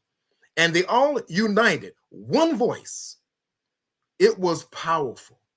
It was powerful because they said, we will stand as one. We will fight to the death, which means, and as they said in the scripture, it said, and they go from strength to strength. These men locked arms. So that's why it doesn't matter your background. It doesn't matter what the ancestors before you did. It doesn't matter how bad they messed up. It don't matter how bad you messed up. When we stand together, we go from strength to strength, from strength to strength. We're linking arms. We're united as one. That's why our praise unites us. That's why when we come together as one voice, unison. What does the word unison mean? Uni means one. The word son is the root word for sound, one sound. When we have one sound and our voices are lifted up before the Most High delights to inhabit, to tabernacle the praises of his people. Y'all, he has a diary. He writes down every time we talk about him, every time we magnify him, every time we lift him up, every time we're in what we may think is just a small conversation. It's just 2 or 3 gathered together in his name. He's in the midst. Why? Because we're talking about him. Have you ever seen that person that, and everybody knows that somebody that if you ever start a conversation and you're talking kind of low, it's like, hey, not that you gossiping or whatever, but you just having a conversation, just you and 2 or 3 people or whatever, and you're talking, and that one person will come in and say, what y'all talking about me? What's going on? What's the conversation? Y'all, who talking? What y'all say? What's going on? What's happening? That's how the Most High does. That's how he does. When we talk about him, he's like, what, y'all talking about me? Oh, wait. Now, I need to show up. I need to come in the presence. I need to come in the midst. The Winans used to have a song that says, how did the song? It says that, I think it was the song, You Are Everything. It says, oh, come on, where's the song? It said that, well, I forgot what the words of the song, but there's a song how people say that when the blessings go up, the praises, well, when the praises go up, the blessings come down. That song is actually wrong. It's not, because when the praises of our Most High go up, the blesser himself comes down. The Creator comes in our midst. Cain, when his name is mentioned, when the praises go up, the blesser comes down in our midst. Yeah, they said in the song, part of the lyrics of the song, it said, I'd rather have the blesser, because in him the blessings come along. I could look, the blessings are the benefit of being in the presence of the blesser. That's why it is so important for us to be in the presence of our Most High. That's why it's so important for us to unify and be one. Because in the midst of that is healing, in the midst of that is strength, in the midst of that is whatever we need. Blessed it is to be in at his altars. They go from strength to strength. Every one of them in Zion appears before power. See, I'm imagining at this time that as the sons of Korah, they know what their father did. They know what the ancestors did before them. They know of their uprising. They know of their sin, their transgression. They're not praising and rejoicing because, it's not us. They're praising because restoration came in spite of what was done. In spite of that, in spite of their beginning, their end did not. Their latter was greater than their former. Yes, thankfully that they did not partake in that. But that, you know what? Our place is not lost. We're still able to come and to be at the presence of his altars and to be in his presence. And though I had to go through Baca, because when we think about the things that we've gone through, yes, those things hurt. Sometimes they will bring back tears. But beloved, rejoice at where you are now. Rejoice in the fact that the fact that you're here now means that you made a conscious choice. It is your will. It says that one of my prayers is that we are to will and to do of his great pleasure. That's why when I pray, I was like, I surrender my will unto you. I don't want to be doing anything of my own. That's why even on the Shabbat, we don't seek our own pleasure. We delight to be in his presence. He's given us a time of rest, a time of repose, a time to reflect and to learn and to come together and learn, a time to praise, a time to pray, a time to unite and to walk in unity, U-N-I-T-Y. When we walk in unity, you and I tie.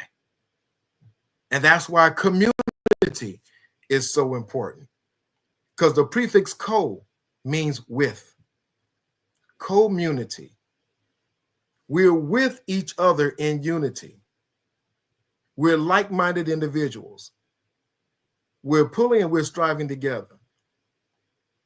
I saw a clip where there were these soldiers. There was a vehicle that had overturned, and they were using block and tackle to right the vehicle. They could have used a tow truck to pull it over. But what they did was they united their strength as one, used a rope, and they used the instruments of block and tackle. Very simple, basic, rudimentary instruments. That block and tackle is basically a pulley system. And with their manpower alone, they were able to right a vehicle that was like many, many tons, probably about 2 to 4 tons.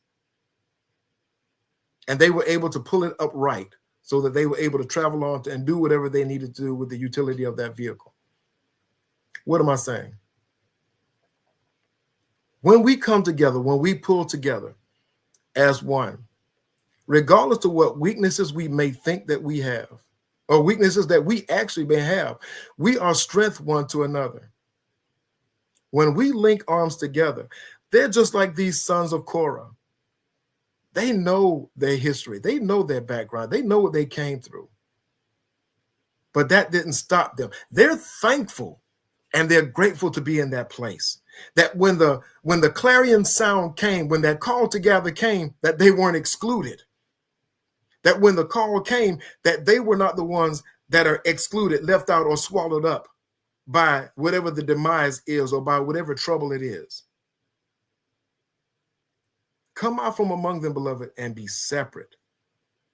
But even in coming out and being separate, you're joining and unifying with those of right faith, of like faith. Verse 7, they go from strength to strength. Each one of them in Zion appears before our power. O Yah, power of hosts, hear my prayer. Give ear, O power of Yaakov. Selah. They want audience. My children don't have to keep calling me daddy, daddy, daddy, daddy, even though sometimes they did.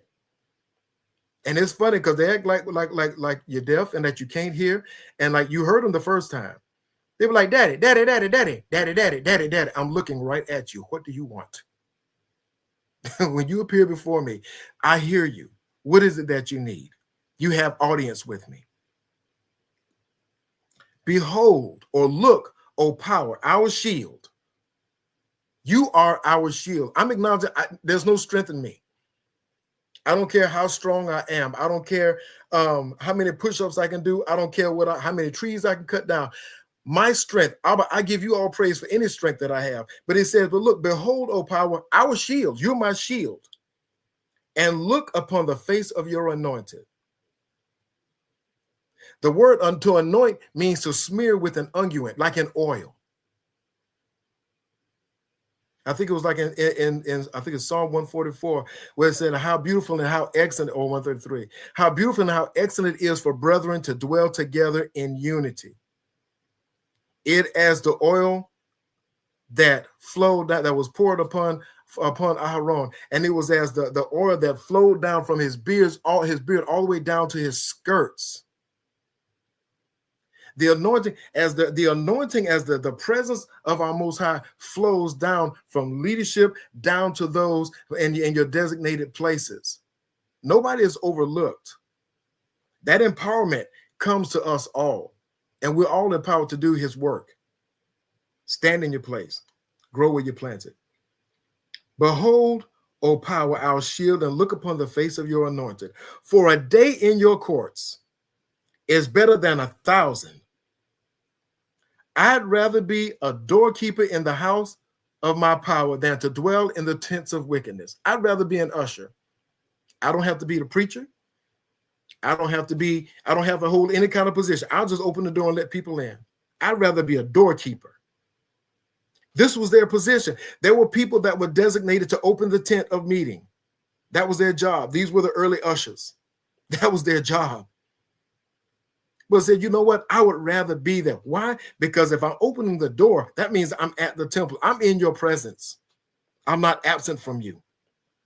And that means I'm part of the community.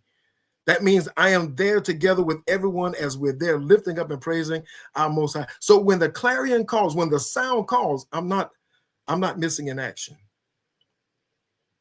I'm not missing in action.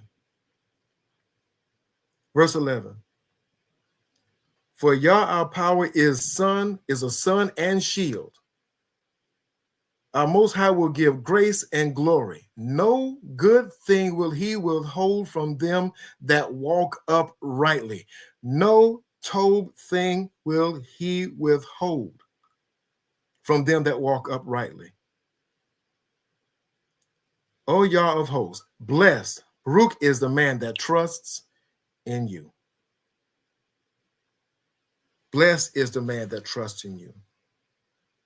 We are strength one to another. We are truly strength one to another. For my final reading is going to be in Ecclesiastes chapter 12. Ecclesiastes chapter 12.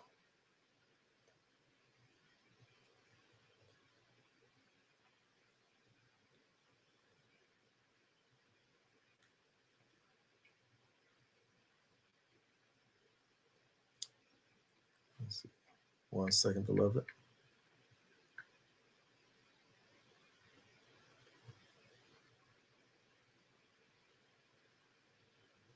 Ecclesiastes chapter 12.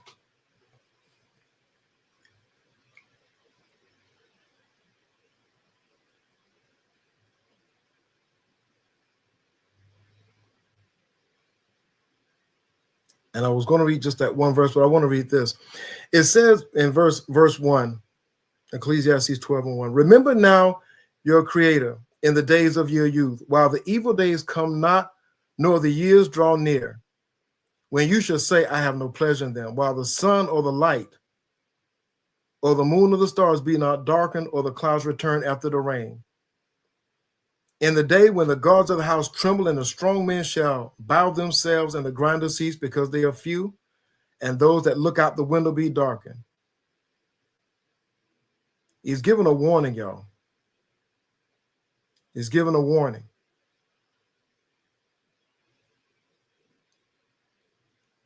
Jump down with me to verse 9. It says, moreover, because the Koheleth was wise, he still taught the people knowledge. Yes, he gave a good heed and sought out and set in order many proverbs, many wise words.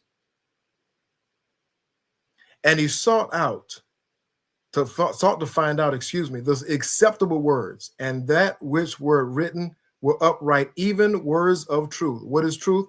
His Torah, his instructions of our Most High are truth. The words of the wise are as goads and as nails fastened by the masters of assemblies, which are given from one shepherd.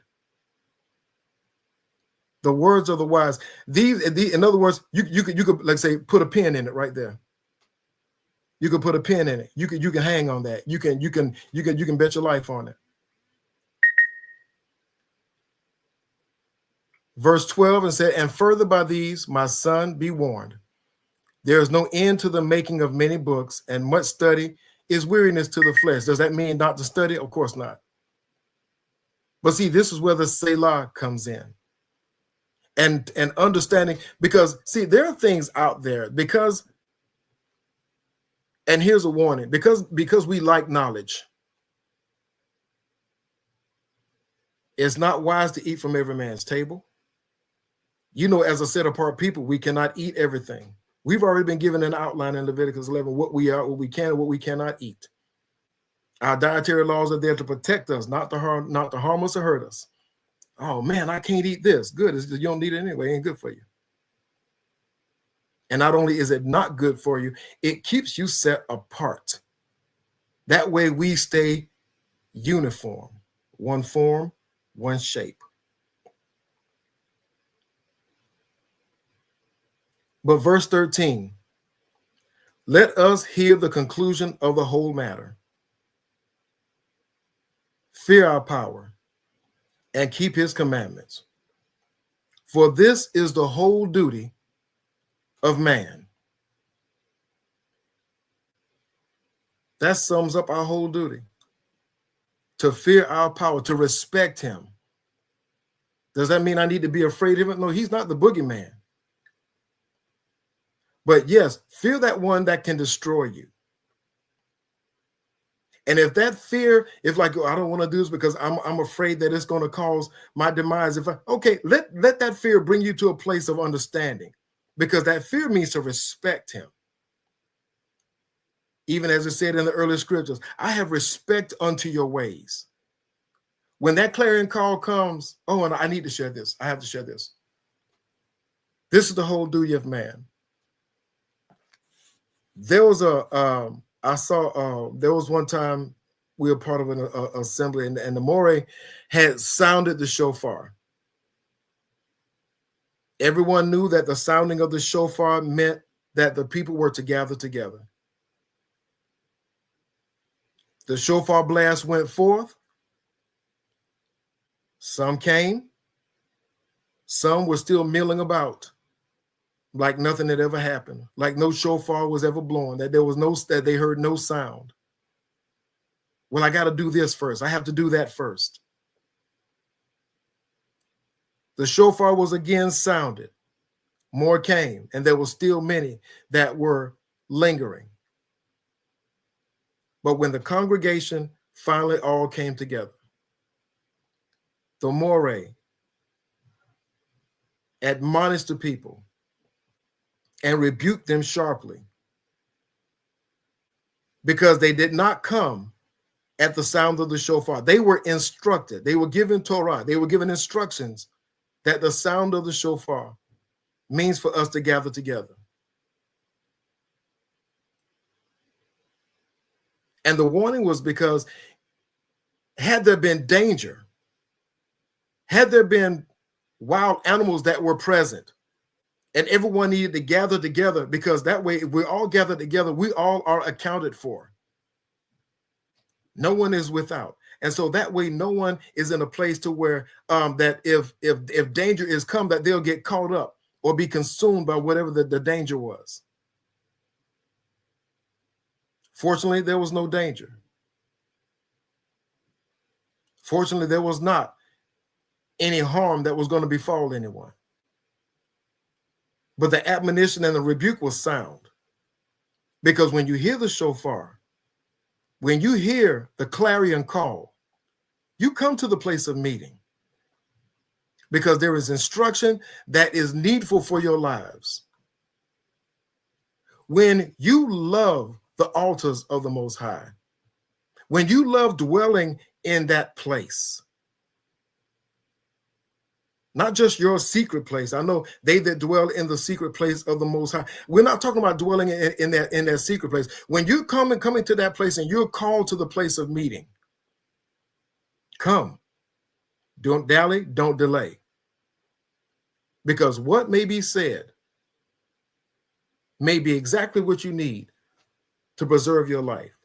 In fact, every word that flows out of the mouth, every word that is inspired, that comes from even as the words first came out of our Abba, and he breathed into Adam, and he became a living soul. Every time we receive word into us, we live even that much more. How can that's why, because his word is eternal. This is why we have eternal life.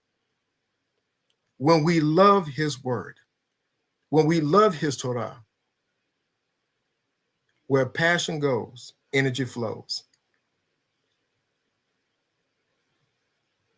But this, as verse 13 says, let us hear the conclusion of the whole matter. Fear our power, respect him, love him, and keep his commandments. That keep means to guard. In medieval England, a keep was a fortified place in a castle. In fact, many times the entire castles themselves would be called the keep. But the keep was also a more secured place. It was a fortified place that even if other walls were breached, if other things were there, if any other part of the bastion was breached, the keep is the most fortified and most secure place. Keep his commandments, for this is the whole duty of man. Guard his commandments. There's a clarion call. There's a Cain said last Shabbat. What time is it? When the question is asked what time, everyone should start looking, and look not just at a wristwatch, not at your pocket watch or even at your phone. Look around you. Look at the signs and the things that we see that are happening in the earth. We don't have time for foolishness. There's a clarion call for us to unite. There's a clarion call for us to be one. I don't care if you call him Yah, Yahweh, Yehovah. I don't care. We call him Yah. We know what his name is. He has given us his name. He has given us his statutes, his laws, his commandments, his Torah. We have the Tanakh. We have the writings of the prophets. We have the wisdom of the elders. Let us walk therein. We have no excuse in this hour. We have no excuse. Our Abba loves us. He loves us immensely. He is long suffering towards us. Each and every one of us where we are right now, we came from somewhere before we got here. Many of us heard, many of us were brought up in this truth. All praise to the Most High for those that were. But many of us came from somewhere else and were assimilated into this truth, accepted this truth, and are walking this truth, awakened to this truth. I admonish you, beloved, walk therein. Love the Most High with all your heart, your soul, your mind, even as the commandments were given. With the very core of your being. That's why I love that song, because the sons of Korah, again, I know your past wasn't the best. Everybody got some little crazy family members. Everybody got those different family members. But you're here now, beloved. You're here. Let us lock arms. Let us unite. Let us be one unit. And remember, when you're a unit, U-N-I-T, you in it. You in it, beloved. We're in it. I told that Ark, I don't know what his situation was. I don't know what mistake it was that he made. I said, but Ark, you got this. We've got this. Whatever it is. When we intercede on each other's behalf, we are just like Kevlar. The reason Kevlar can stop bullets and stop projectiles is because its fibers are tightly woven together. They're tightly wound together. And they can stop the projectiles up to 7.62. But understand that the weapons of our warfare are not carnal, but they're mighty through our Most High King, to the pulling down of strongholds and the casting down of evil imaginations. Beloved, I love you. All I want to do is see you healed, see you strong, and see you strengthened. When we have that same mindset toward one another, there is nothing as a nation that we cannot do. There's nothing that we cannot accomplish. Now, let us put our hands to the grindstone. Let us put our hands to the plow. We may not be all united in one single community, but we are still united as one. All the cells of our body are in different parts of our body, but they still act as one. We are one. And there's a clarion call. The call is to unity. And the whole duty of man, the whole duty, not hard to figure out. Love our Most High. Love him. Keep his commandments and love them. And when you love them, if I love them, I'm not going to wrong you. I'm not going to wrong me. Look, because I love me, and I love me some me. If I love you as I love myself, I'm not going to harm you. I'm not going to hurt you. In fact, because I want to see good for myself, I want to see good for you. I'm going to do whatever it takes for you to come to good. If I got it, you got it. And if we all have it, then we come together as a community. See, this is where, and it's not really just a sidebar, where communism itself is not wrong as a concept. It's wrong because government has gotten in and they've made it oppressive. It's like a dictatorship. That's wrong. But when we live as a community, when we live together as one, when we abide together as one, even in our separate places, if you call, I'm coming. Whatever I have to do, and if I can't come physically, I'm sending my finances. I'm sending resources. Their help is going to come from some kind of way.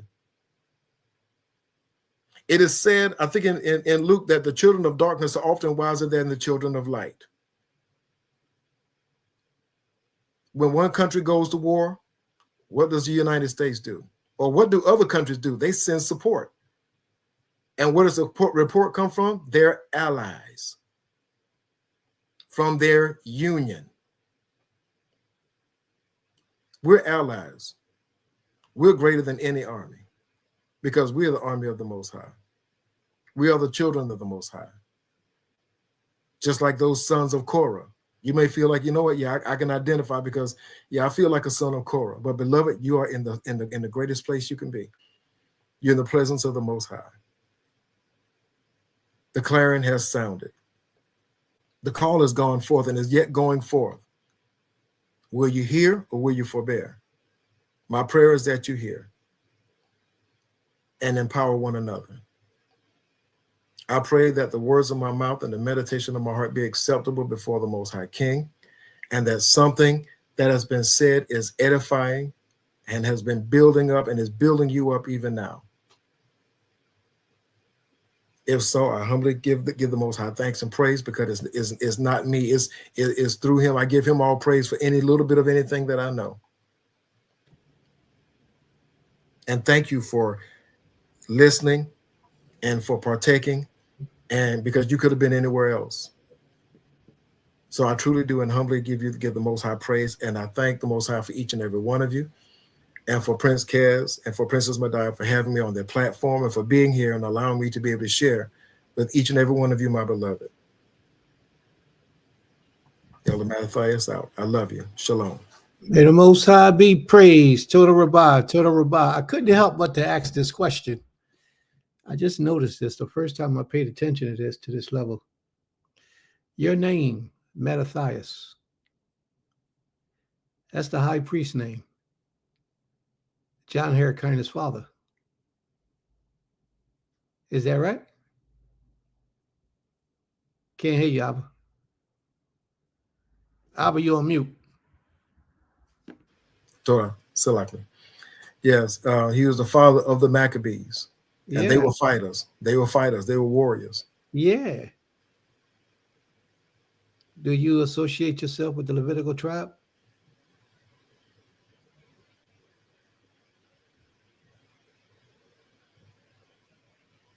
I just see myself as a servant. I haven't done I don't have any genealogy to back that up.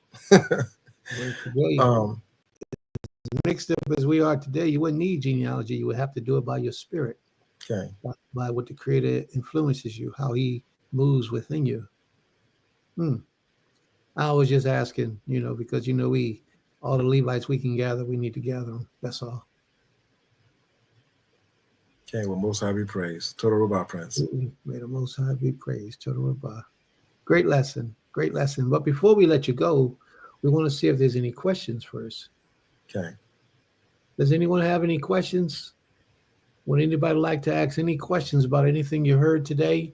And if not a question, let's get some comments on how this lesson has inspired you to move further and to move forward. It was a wonderful lesson. It touched so many different so many different aspects of our lives. You touched on so many. You brought out, you took them right to the threshold, and then you jumped on another one, took them right to the threshold, then you jumped on another one. I mean, it's been at least about 10, 15 different points. I mean, but vital points that you brought forward. And while we're waiting for everybody to respond in the room, I did have a question I wanted to ask you. So please, family, what we're doing is we would like to know how this lesson affected your life, your thinking, you moving forward in life, or if you have any questions for Abba, then please post your question in the room. Well, Abba, here's the question I wanted to ask. You spoke a lot about unity. What does that look like for you? How do you see, in your understanding, things and topics and places that we can begin to unify on? You also said it didn't matter what your beliefs were.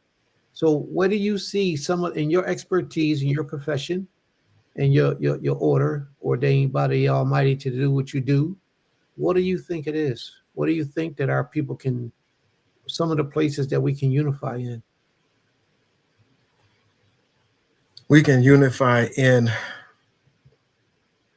first of all, in our communication. It's important that as the clarion itself is a signal for us to come together, we need to realize and not, well, even as the scripture said, how they went from strength to strength. And, as they say, closed mouths don't get fed. But a lot of that, what I see is that we need to communicate, because if we don't know, we don't know. And a lot of that means reaching out to one another. A lot of that means forming bonds and forming unions so that we are able, well, I say a network, just plain and simple, a network. We need to network.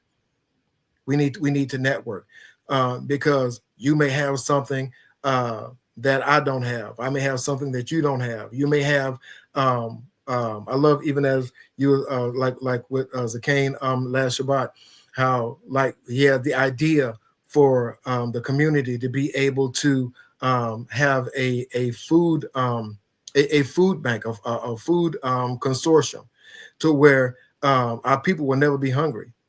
And so, like say, okay, he has the idea. They say one plants, one water, and Most High gives the increase. So, though and even then you say, well, look, we have the land, we can do this here. And now here's a place where those that have the skills can come and put their hands to it and make it happen.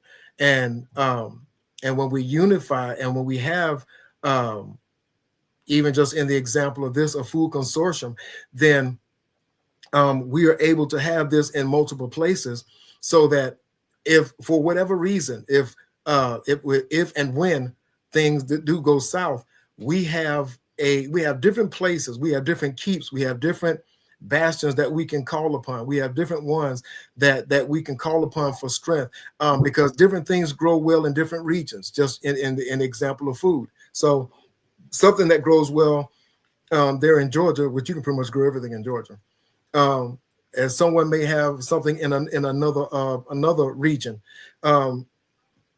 we could be strength one to another. So I think networking, and which really takes communication. We really need to talk. We need to dialogue with one another and be strength. And long as our belief, not so much a differing belief, because one of the things as the unifying thing in even the scriptures that I brought was that even in the Psalms it said, Most High, we love your ways, we love your truths. These are the things that we need to be unified on. Now, a lot of times we may be divided on ceremonial things like that. But as long as our core values are there, that we love the word of the Most High, that He is our Most High King, then we can rock from there. We can move and we can grow from there. So again, I believe it's networking. It's networking, reaching out to one another. Because many times what can happen is that, well, and I know even myself, even early in the walk, which I know you've heard my saying that I love our people, but I don't like all our people. Just because of some different things that I've said. Some to me that was some of the not the sons of Korah, because they were the ones that were honorable, but they act like Korah themselves. Because I've seen some things that really rubbed me the wrong way early in the walk from some different ones. And so, but I have to realize that they're not the end all be all. That when you love the ways of the Most High, the fruit are going to be there. And you follow those that walk fruitfully after that. I do believe that you, Prince, are a good judge of character, as many of us are. And like I say, and our character, that's our fruit. That's our fruit. And when we unite ourselves with those of like-minded belief, again, through networking and through communication, to me, that's what it looks like. We need to talk, because like I said, we're strong together, even if we're not, like say, just simply unified in one place. Because you think about it, with the military, we have bases all over.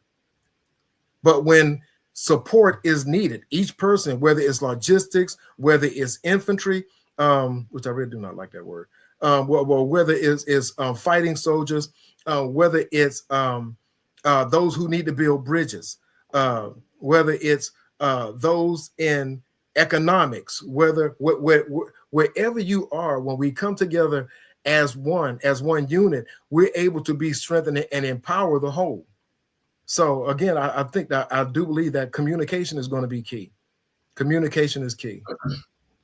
One of the problems that I've noticed is that when people come together, some people don't want another man to tell them what to do. Another man, they feel intimidated with another man giving them instructions when they're not accustomed to leadership, when they're not accustomed to following another man's design and plan and instructions. So therefore, when you get those type of individuals to come into an organized structure, they have a hard time relating and following instructions. They want to do it their way and what they want to do and how they want to do it. And it's very difficult for them to get acclimated into a structure where they had never been before. You know, that's where the military comes in with a lot of individuals. Military help train a lot of individuals to get used to and accustomed to following instructions in order. But these type of individuals that I've learned from my experiences make it very difficult for those who do want to follow instructions. How do you pose we get past that barrier when we're talking about bringing all these different people into one community setting? How do you propose we get past that barrier? As a supervisor myself, I encounter that. In fact, I'm probably be encountering it later on. You have those. Well, a key word is humility, because a lot of these that want to do it themselves, there's a lot of nuances that can come with that. But if you work for somewhere, if you've ever been on a job, you had a supervisor. The word super means over and above. The visor comes from the word visio, which means that to have the vision of. So a supervisor is one that has the oversight. If you're on man's job, or you're on a carnal job and you do whatever that supervisor tells you to do, you have to. It's not that people don't know what structure is, or they just, for whatever reason, just don't want to follow. If you don't want to follow that, I guess with that, it does the core of what the organization is doing, does that mesh with what you're doing? Because if you are a woodcutter and you're trying to work in a butcher shop, you're not going to work well there. If you are a blacksmith and you're trying to work with the woodcutter, you may not meld there. You need to get where, I mean, I know it sounds cliche, but you need to get in where you fit in. And when you get in a place where you fit, just like the cogs in a machine, like any part of a machine, whether it's a vehicle, it doesn't matter. When you're part of a machine, for that machine to function perfectly or work or function, at least to be functional, all the parts need to be working in the place that they need to work. If a person is coming and they don't want to hear and they want to rebel, then that means they don't need to be in that place. Yeah. Because there's something that I've even dealt with even recently, where there were those that say, well, I don't like working here. I don't like doing this. I don't like doing that. When I give you an assignment or I give you a task to do, I'm not doing it to punish you. If I put you in a place, you want to play to people's strengths. People need to be, like I say, you need to literally get in where you fit in. If woodworking is your thing, that's where you're going to be strong. And a lot of it is finding, first of all, if you are a fit for this. In fact, when you go in for job interviews, one of the things that interviewers will tell you, we want to go over your qualifications because there needs to be a vetting process. Because we want to see if you are a fit for this company.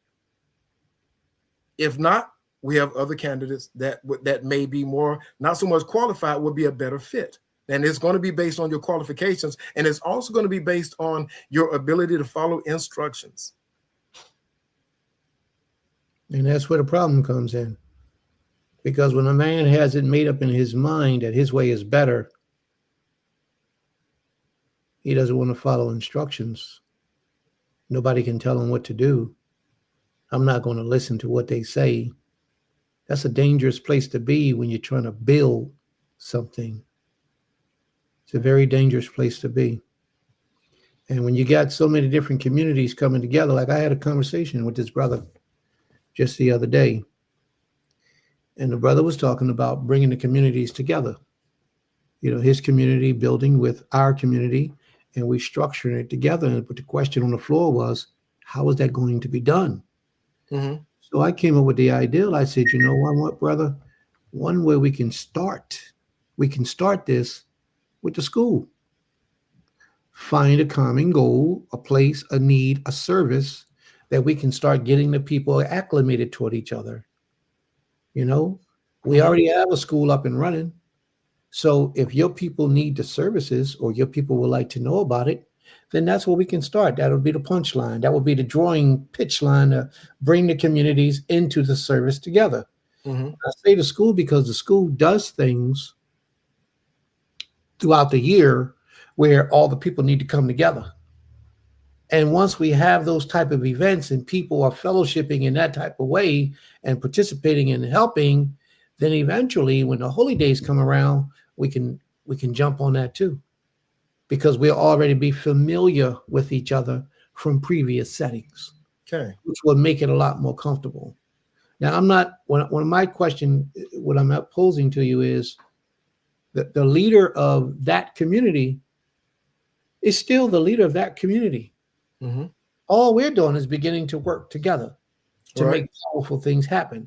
The leader of that community is still the leader of that community over there. We're just combining 4 different houses together from time to time to do certain things and events and all those types of things.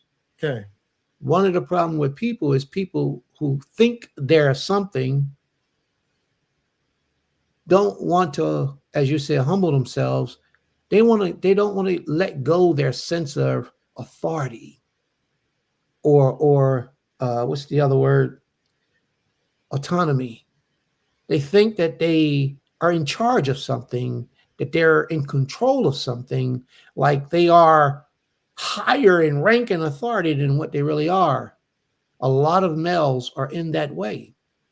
And it hurts the overall, like you said in the lesson, it hurts the overall community of the people, and it brings more danger to us as a people than it does to the individual who's seeking some prestige and glory and honor. Mm-hmm. It's never good. So that was just one of my ways of methods of, because I know men have that type of understanding or dilemma in their lives. That was one of the ways that I saw that we would be able to begin the process of working together. Not that any of them, any of those other leaders would have to give up their position of leadership, because they don't. You earned it, you keep it, you can move on in that direction. And this is not what this is about. This is not who's going to be the head man or the natural flow of things. The creator will make whoever it is that he sees fits for that position to rise to the occasion. And it's not for us to start pulling out swords and trying to undermine and underhand each other to try to destroy so we can have the masses of the people following our voice. That has to be the Most High's job. You follow me? Okay. See, what it comes to is this.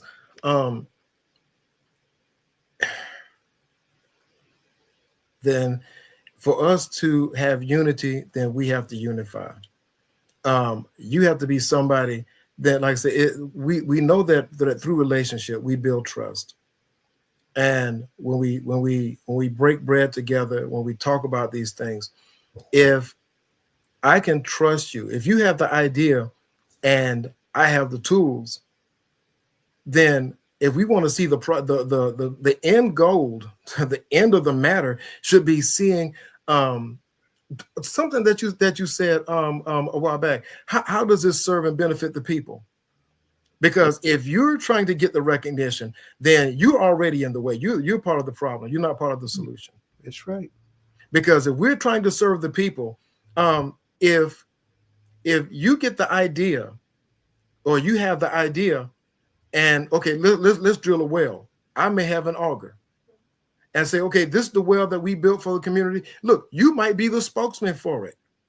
When you look at the Supreme Court, all of them are judges. They sit equally on that together, and they make their decisions, and it's a majority rule. This is where, like, say, okay, I look at it like this: how when the Creator Himself says, "Come, let us reason together." He knows all things. He truly is the end all, be all, and He doesn't have to hear anything that we say, but He says, "Come, let us reason together." And here's where the humility part comes in. If our Creator can say, "Talk to me about this," I already know the outcome, but I want to hear your perspective. What do you decide? How do you want to move in this? Because as an arbiter, you want to see your children make the right decision. So that involves critical thinking. So they need to be able to make up their minds on their own based on the information that you've given them. So when people come together and if they start, well, I don't do this because I'm going to, or if they feel that they're not going to be the one recognized, that just may not be the one that you can work with. Because again, we know as much as we love our people, everybody's not going to be saved. Everybody's not going to make it. It's a sad and a harsh reality. But when people can't work together, when people, even if we can't, like I said, if we may not be able to dwell in one place, but if we can still work together and we can work remotely from here, and still the end result is, the end of the matter is that this goal that we both agree on, excuse me, even as you propose to school, you start thinking, okay, you made the proposal. Was it agreed upon? Did they agree that would be a great idea? Yeah. Okay. Then from there, and especially if someone already has structure in place, if the fear or the concern is that you're going to get more notoriety than myself, then your motives, it goes to this, and I know it's like I'm stumbling. What is your why? Your why determines your what. What is your motive? Because what is your reason for wanting to do this? Are you doing this because you want the accolades of men? Because if that is the case, then according to scripture, then you have your reward already. If men say, "Oh, he did such a great, look at this, he did this, and look at this great," let's erect a statue to him. Let's put up a monument to him. Oh, he is so great and all wonderful. It's like, oh, the people are praising me. But the praises of people are fleeting. The end result is, what is the end product? Are the people impacted? Have the people been bettered by this? Have the people been made better? Have they been served? Because as a leader, you have to understand. So we are the first and foremost servants. We're like the Mary D's. We're the servants of servants. And we're the ones that are teaching the class on how to serve. So we ourselves, if we're putting ourselves in the place of a servant, then we ourselves need to, like I said, because as a servant, you have to be humble, because that means you're rendering a service to someone. We're servants to the people. If the people aren't benefiting, then what are we doing it for? If we're doing it simply for the accolades, then, like I said, we can't work with that. Yeah. That just won't come together. And the thing, we just need to find those parts that work, find those people that we can work with and that we can build with. If it doesn't work, I love you, but it just won't work, and we have to move forward. Yeah. Now, the particular brothers that I spoke with in reference to the school, I don't think that any of them have those stands as who's going to be the head. I don't think that's the issue with them. These brothers seem to be pretty much on point, and the spirit of the Creator will govern, and whatever the Most High does, He'll do. I don't see any static between them particular brothers, but I know others who have had that I've had these kind of conversations with, that static has risen to the top occasion. Now you have to respect it, because a lot of these people that are in position of leaderships feel like they've been in this for so long, and they're not willing to give up their portion of authority over the people. You know, it's one of those type of situations, and I understand that. But the people don't belong to no one individual. Right. The people belong to the Almighty, and that's why I say we have to allow the Most High to intervene and take possession of what needs to be done. You know, we have to put our heads together in a think tank. Many years ago, I used to attend these meetings with an elder, Murray Elisha. You familiar with Murray Elisha? No. Cincinnati. Well, he's deceased now. But he used to have these big gatherings, 500-600 people. And we used to go to the leadership room, and the leadership used to have these conversations. And whatever we came out of that leadership room with was what we utilized as the law and how we would conduct ourselves. So if we all say that this is the Most High's name at that meeting, and we agree upon that, no matter what your opinion was before that, once that meeting is over, that's how you address the Most High. Mm-hmm. And that's how you address them before the people. Now, if we can get something like that where people begin to honor those type of movements, then brothers probably would not feel intimidated because one person is taking over and one person is removing him from his position of power. That's a sickness that dwells in the minds of our people. You see, because I'm willing to give up everything by way of authority over the people if it means the healthiness of the people, in sincerity. You know what I mean? Mm-hmm. It means that the people are going to be healthy and grow and develop and do what we got to do. Prince can take the back seat and do what he needs to do from the back. And it's just that real with me. But there's a lot of people, their egos is so strong, so dominant that they cannot dwell in the midst of others. You know, everybody, they got to be the head of everything. They got to be the top of this, the top of that. And that's not how we're going to grow. That's not how we're going to develop. We have to take ourselves out of the equation. And we have to see the bigger picture that it's about the people. I always say the best man for the job is the man that does the job. And that's it. And that's the bottom line. So. And at the end, like I say, the scripture says, how can two walk together except they agree? And if there's an agreement, then let's walk in that. Let's walk in that. Because like I say, if we don't agree, then we're not going to walk. Then we'll end up becoming adversarial, and it'll end up causing a breach. I'd rather we part company amicably than for us to sit up there and be contentious toward one another. Yeah, because that at the end result should be, like say, the service of the people, and that if we love the Most High's ways, then the blessing of the people and the empowering and the edifying of the people is going to be the end. It should be the end result. That's because we want to see the people edified. And edifice is a building. We want to see the people built up, strengthened, so that they can stand on their own. That's and right. Empowered. And that's what it's about. It's about empowerment. It's That's about right. empowerment. It's not about holding the reins of power, but it's about empowerment, working together as brothers and co-laborers so that we can make this thing happen, and so that we can make it happen. And if we don't agree, then we have to work with those that we can agree with, because yeah, there are many on that. But my focus, even as I've told some of the ones in my secular arena, I told them, I said, my thing is this, because I've heard a lot of people voice different opinions, and they say, oh, there's no structure, there's no this, there's no that. My thing is that once the instructions have been given, and wise instruction, according to the writings and the law, statutes, and the commandments of our Most High King, then once those instructions are given, then let's fall in place and do what we need to do.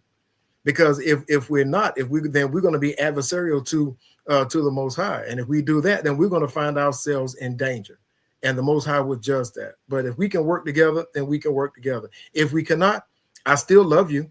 I don't love you any less. But let's go on, and maybe he or they will find those ones that they're able to work with, and build, and we can pray that the hearts and the minds of the people be sensitive to the leading of the Ruach HaKodesh, so that when the Most High brings forth an edict that and when a clarion is called, well, I'm not going, because it's not that horn didn't come from my side of town. Yeah, right. That type of attitude. Right. Well, those are the ones that'll be left out, because when the Most High is blowing the horn, he's the one that sets the order. And when true humility is in place, we can work together, we can flow, we can build. But when it's not, then we can't. And so whatever our differences are, until we can get them hashed out, until we can come and reason together, and reasoning takes dialogue and not monologue, not me talking to you, me talking, and you just shut up and listen. Die means two. Log means language or tongue. So it's two tongues, is both of us speaking and both of us listening as well, and taking in. And then agreement must take place. And if there's no agreement, if there's disagreement or lack of agreement, then let's still at least part company in love, and we go and build and continue to pray for one another. That way, if when we're seen by others that may have known that we were going to be working together, when they do see us, yeah, I heard you was working with so-and-so. Don't even feed into the hearsay. That's not even a conversation. I was going to, but man, Prince Cares, he this and that. Man, I was going to Elder Mattathias. Yeah, he think he all. I had a good idea, but he just didn't want to listen. No. Loose lips sink ships. Can't tell him nothing. He know everything. That's the way it is. And so, I mean, but that's the thing. But that once our conversation ends, it stays right there. Because a lot of times what happens is, just like with Korah, then Dathan, and then all the other ones, they started following. And what happened? They got swallowed up. Yep. So those that choose to go that way, we see what happens. I prefer to be the sons of Korah, that in spite of all the drama that happened in my past, and for those that decided to go their own way and go against what the order, because see, that was the problem, because they came up against the order that the Most High set. Moshe, well, who do you think you are? Yeah, you just going to make us the keeper. We just ushers, and you're going to be the high priest. You all this and you all that. No, and Moshe, he was. How many times did he appeal on behalf of the people? His heart was for the people. His love was for the people and for the Most High. He would put himself as a shield between the people. But when you want to be the figurehead, when you want to be the HNIC, the head Negro in charge, that's a problem. But again, that's something that's internal that needs to be resolved from within. Like my Benny said, like Nasik Shamar said, like I say, it's not black and white. It's nuanced, because it depends on the individual. It depends on the individual. And when a person comes to that place of humility and said, okay, we can work, let's do this, fine. If not, I love you, you love me.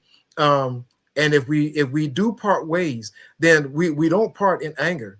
We part in love, but we can still be united in the Most High. We may not agree on this until we come to the place of agreement. Let's agree that we love the Most High. We love his ways, and that we can still at least fellowship in that respect and still love him. And because everybody's at a different place in their growth.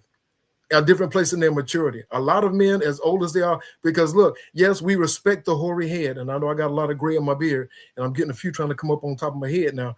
But age doesn't always equal wisdom, because you got a bunch of old fools out there. Sadly, age does not equate with wisdom. So old people aren't necessarily wise people. But the fruit of their labors, the fruits of their lives, the way that they're living, and the principles that they live by, their guiding principles, especially when it's the Most High's truth. Those are the things that we look at, because it's going to play out in their character. You can act only so long. That's right. Even actors retire. That's right. You can only act and perform for so long. But when your true character shows, and see, your character is what you do when people aren't looking. That's right. It'll show when you're not in front of a crowd. Your character will show. I say what you do in the dark. Right. And it still will be brought to the light. That's right. The Most High is a revealer of the thoughts and the intents of the hearts of men. All right. So it comes to motivate. It comes to your why. But at the end of the day, I still love you. No matter what. To the end. And I yield. And much appreciation to all of the comments, and for everyone. I'm just thankful, and I give the Most High all praise that the things that have been heard have been beneficial, and that you found something and heard something that you can use. I truly give the Most High all the praise and all the esteem. And again, total up on my Prince for having me. No problem. May the Most High be praised. Listen, we're going to not have a 4 o'clock class today. The Creator just put it in my spirit that we shouldn't have a 4 o'clock class today, not for the future, just for today. So today, this will be the only class that we're going to put forward. I had a great lesson prepared too. Great lesson prepared, but the Creator put it in my spirit not to move forward today on 4 o'clock. I don't know why. Maybe he'll show us something by that time. I don't know. But I'm going to do what I'm told to do. So we will not be having a 4 o'clock portion today. Albert, you gave us a great lesson today. There's a lot of things to grow from. A lot of fruit you just planted. A lot of seeds you just planted in the minds of a lot of people. And I pray that they can put their emotions aside for a lot of us and absorb the seeds and let them grow that you've put into them. You know, let the Most High water them however he needs to water them, so that it can grow, so that we can get strong and powerful and restore back into that mightiness of our people. You know, we can praise this King and give him the best and the glory of us, the honor of us, you know, the sincerity and commitment of us. So may the Most High be praised. All right. Any last words? Anyone? Any comments? Anyone?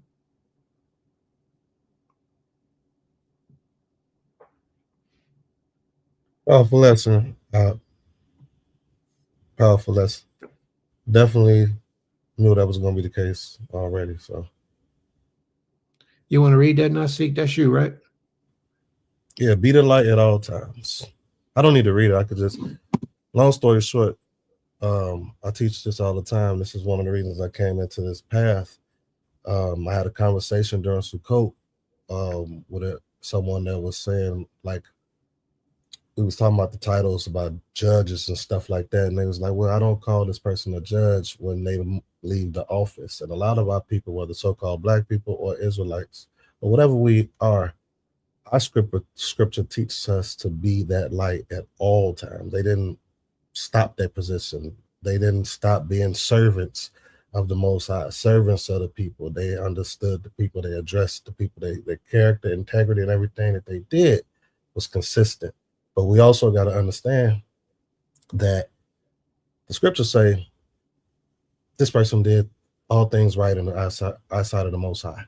But was it right in the eyesight of people?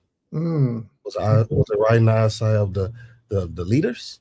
Good point. Remember these prophets that was coming. He was like, "Oh, who made you a prophet?" You know, the young prophet, right? And they wanted to beat him down.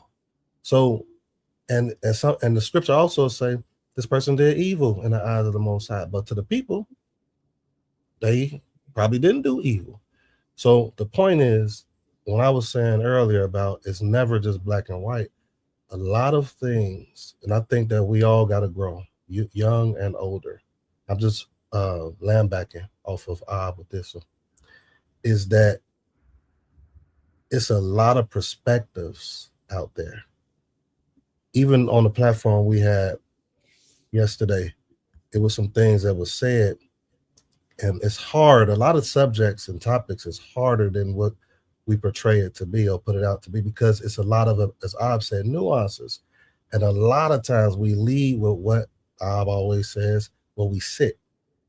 So just be the light, be who you are, what the Most High has instructed us to be through the scriptures, be it.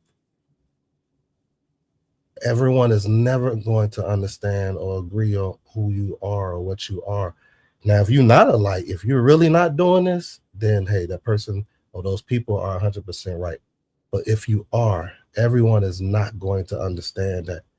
Everyone is not going to see the genuineness in the woman or the man, and everyone is not knowing what you're doing. Like Princess said, behind closed doors, everyone is not knowing that you are 100% true servant of the Most High and do things that others don't do. Or everyone is not, if they like you as a teacher and you doing all this other stuff, not seeing that you are a horrible woman or man and behind closed doors, like as Prince brought out, behind closed doors.